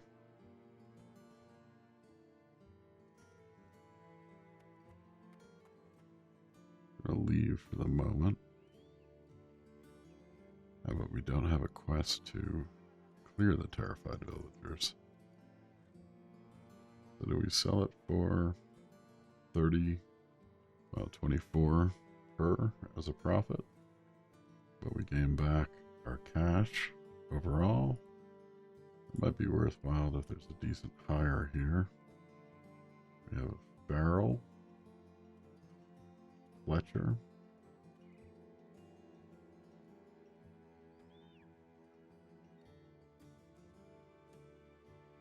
Dowd. The axe is pretty well equipped.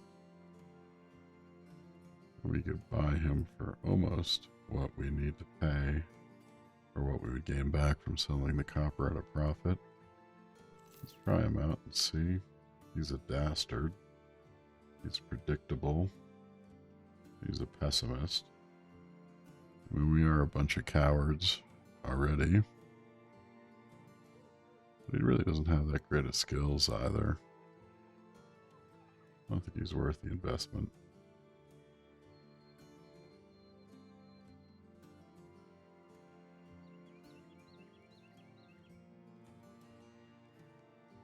See what the tavern has to say. Yeah, we saw that necromancer spot. I don't think we're all that interested in that either.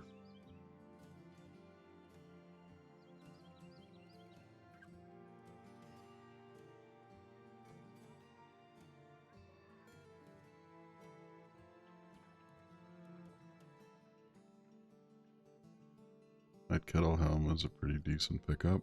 205.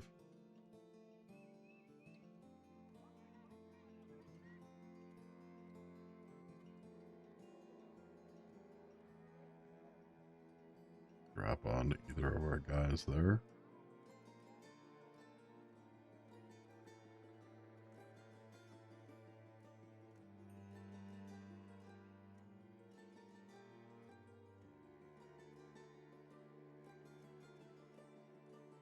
Their fatigue looking like 61 and 59, 73 on Goblin.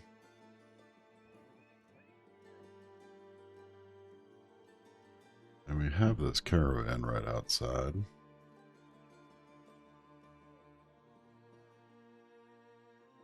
We're going to leave a moment. We got a trading caravan. Many caravan hands. So they're from Lorestead, I think is right here, who we're enemies with.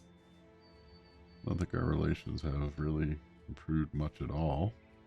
I think they actually don't like us more than maybe when we started. They have increased their hostility towards us.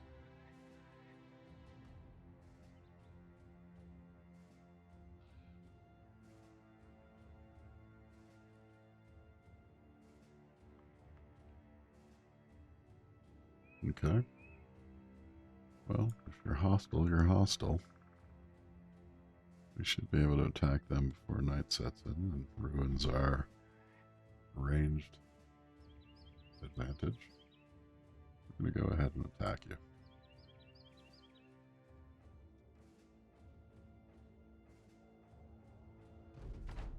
Did nightfall? It did not. It put us in the woods. I think we're going to move down to the road.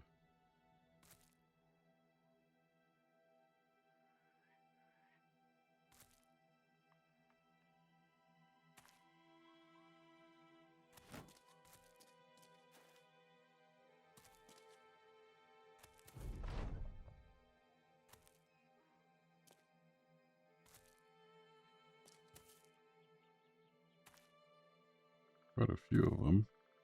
They're not terribly equipped. Alright, let's see what we do. I think we're going to take this shot here. He's rather well armored. I'm going to back off so that we don't get so easily flanked.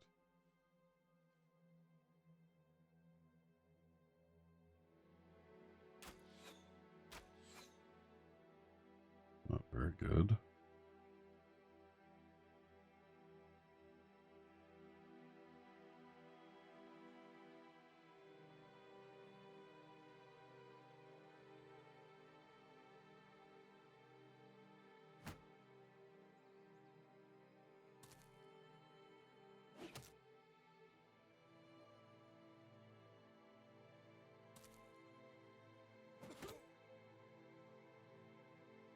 A lot of ranged attacks on him, just get one hit.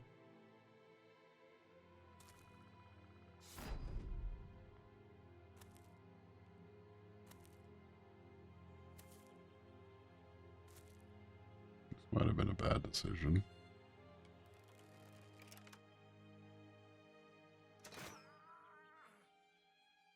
Shot.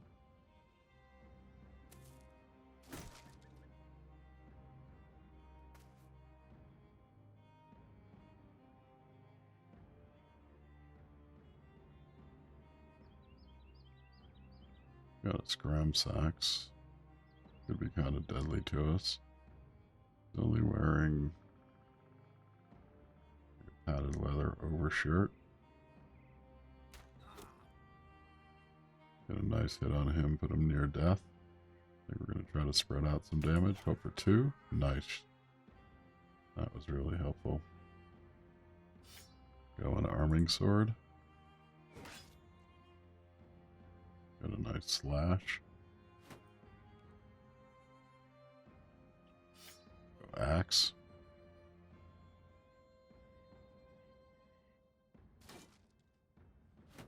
Try to chop.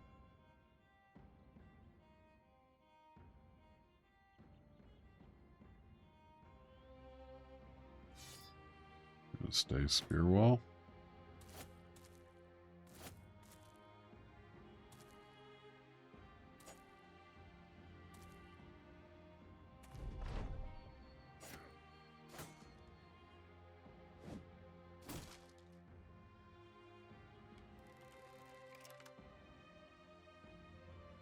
He's wounded.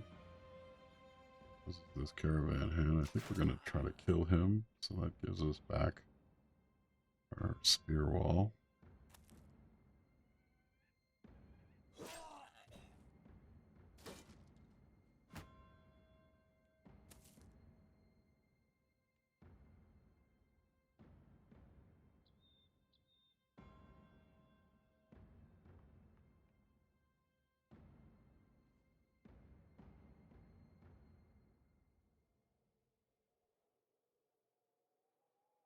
This guy's moved up on Darling, and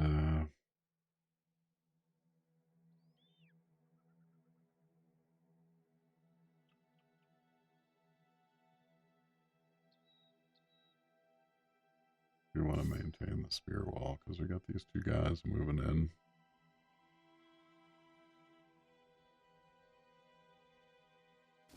Try to get rid of his shield. Have her go spear. See if she can defend herself. She's pretty well armored. It shouldn't be terrible. Spear wall worked out really well there.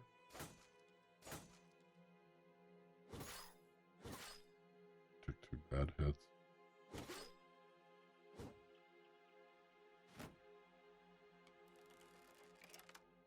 Gotta support Darling. Nice shot. Lost her shield. It's nearly down. Survival instinct, 4 hits. Not sure exactly what perk that is there. I think we're going to go up and support her more.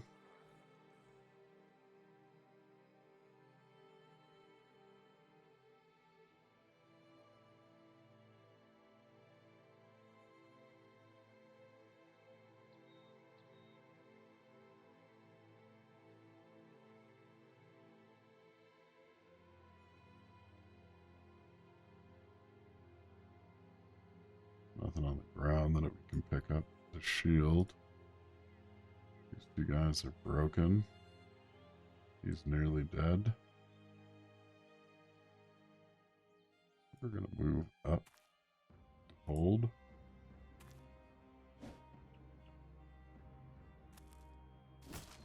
Now, why didn't I get a spear wall there?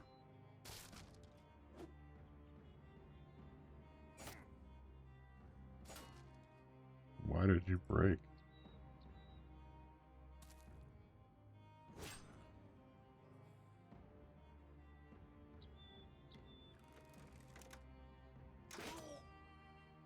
What a nice shot. Strength and armor, survival instinct. Gonna throw Darling back on bow.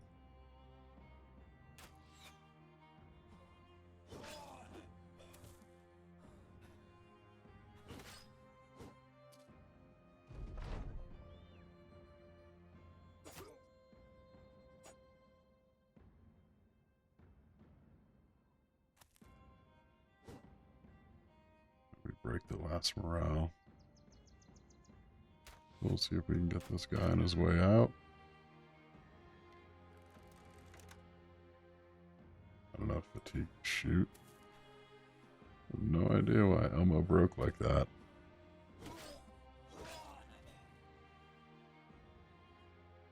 I don't think we're going to be able to kill that last guy. So we'll call it over. Enemy retreated after 8 rounds. Darling took a little bit of a beating. We did lose some good equipment though, which isn't the best of results. Oh, we got some nice tin ingots and some cooking spices and some furs. Alright, I'll take that trade. I'll take that trade. Quite a bit. So we loot all the items. Let's have a look at our party. We need to replace our shields. We have an old wooden one and a couple bucklers. This is our most important shield guy overall, because he gives us automatic spear wall on his adjoining allies.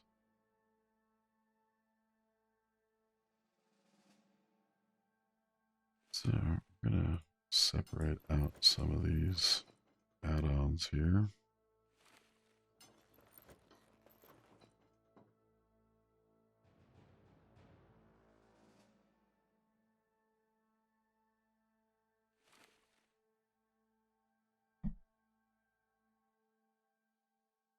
Set these to repair. I think we'll be able to use both of them. 40. A better layer than these hide armors that we're wearing. Padded surcoat. I think everybody's in gambesons at this point. We don't really need that.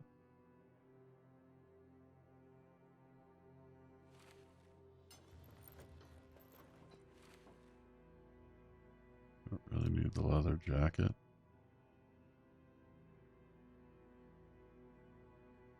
Or that one. Or these thick tunics. Definitely not this linen. We're going to keep one thick tunic.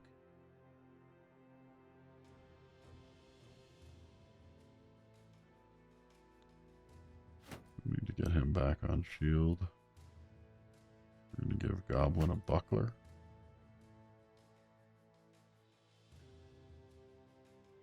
We got some nice stuff out of that caravan.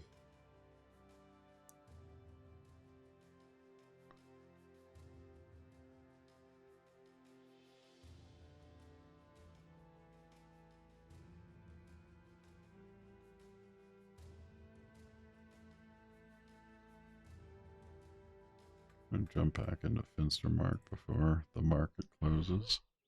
See if we can sell anything for a profit. So we can. I mean, it's all profit since it's stolen.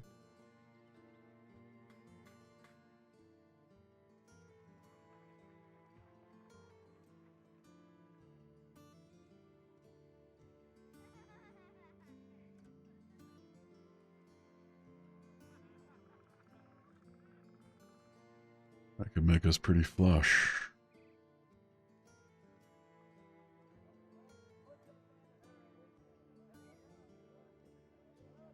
You probably get a little better prices somewhere else, but I think I'm happy with the immediate insta profit.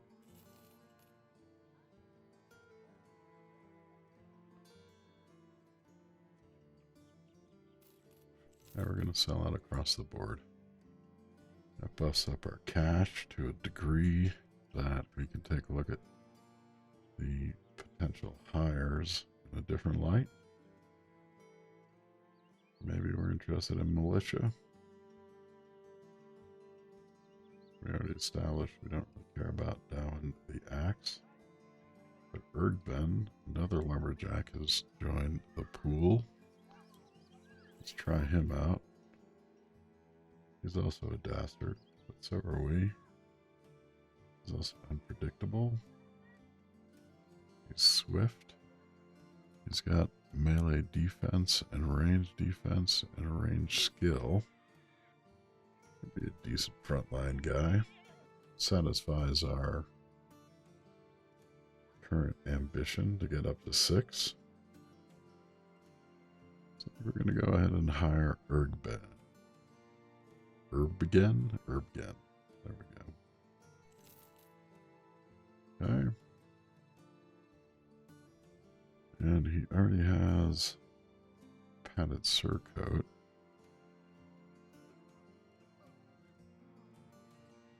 I think as the new guy, he doesn't get to take anybody's armor unnecessarily.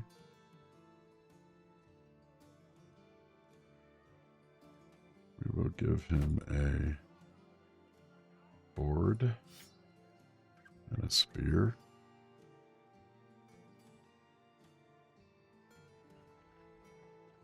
I think we're going to buy him a helmet. What do we have as far as helmets? Yeah.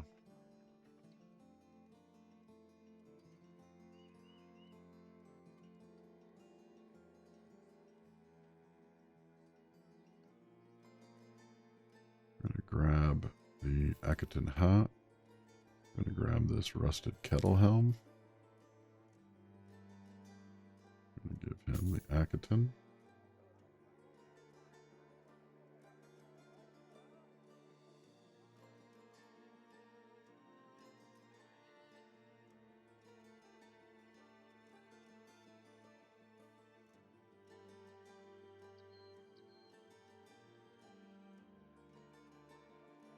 So 60, 65, 50, 110.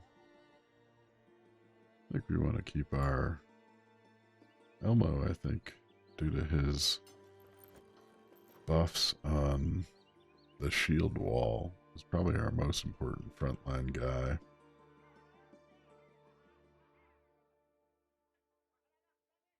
So we want to keep him alive. It'd be better if we could get an armorer, but we don't have access to one to get better shields.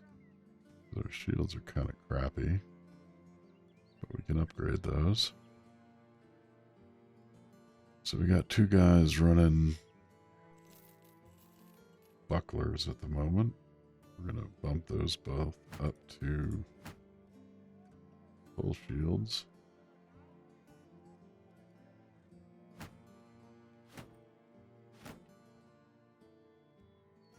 Oh, might as not use that old one that has a lot less durability. If we can buy one more.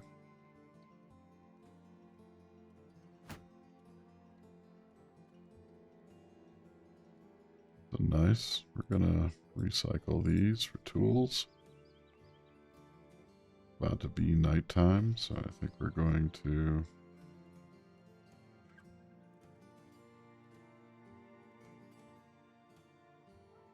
drop in and do some repairs and some salvaging. We have a pie.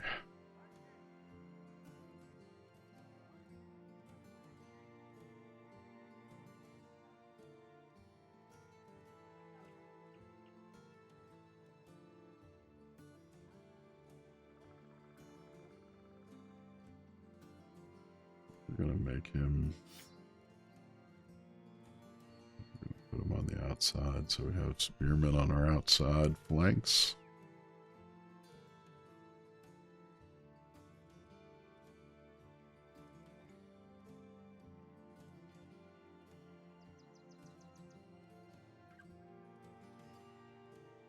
Okay.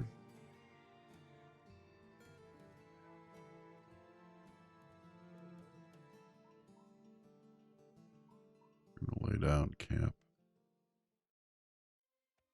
And we have 3 guys already set to salvage. That's gonna take, what does it say, 9 hours here and 14 hours total. Take 10 hours to repair everything that we have. Gonna take 10 hours to heal. So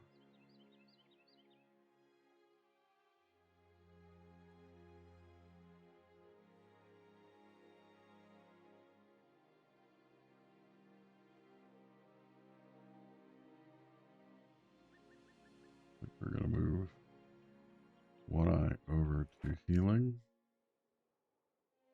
8 hours. Gonna move Croaker over to repairing. That's 7 hours.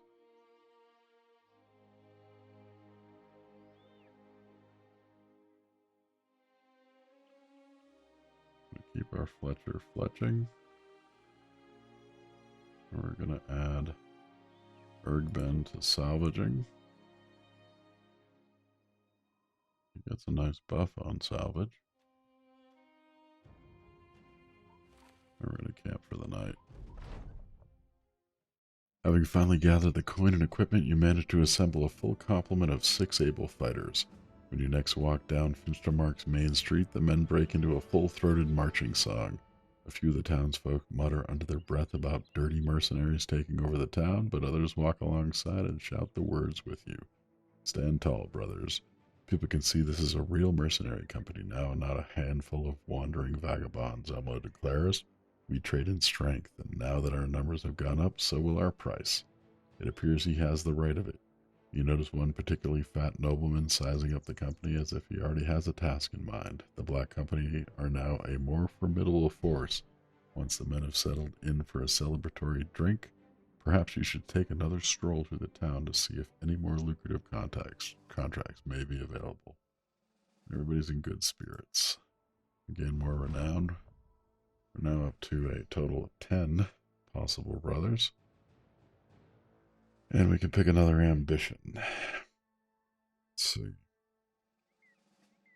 Get my ass kicked in the arena a lot. Stay out of there. We can hunt 5 packs of beasts. We can travel south and take employment. We're going to go for the wild beast hunt.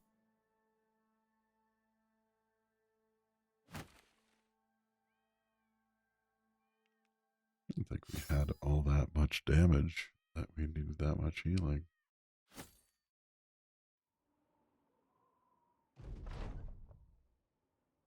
Woman jumps out of the tree line beside a path. Oh, thank the gods, my prayers have been answered. Please come quick. My grandpop has fallen down the well. She turns and hurries away, as though you already agreed to help her. Goblin glances at you and shrugs. We don't have any time. Probably a trap. We've prepared everything. We've salvaged 60%. We're going to break at dawn. We created 10 units of ammo. Heal our guys. Oh, darling, 12 points. We created 13 units of tools. We used 20 units of tools to repair 15 pieces of equipment. Time to get moving. So we repaired these overlayers that can improve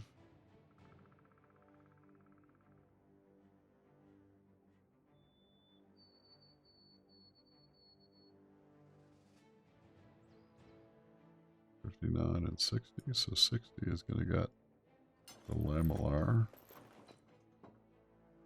59 is going to get the padded reinforced.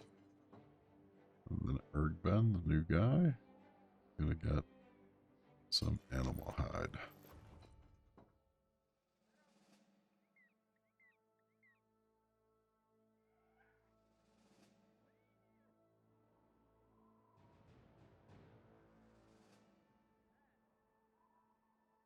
We should probably give him a gambeson because he's in the front line, but he is the new guy. He has to live at least a battle before we care too much about him.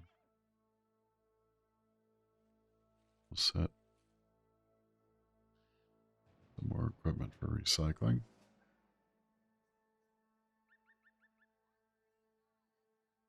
We have 9 days of provisions. We're still a little short on supplies.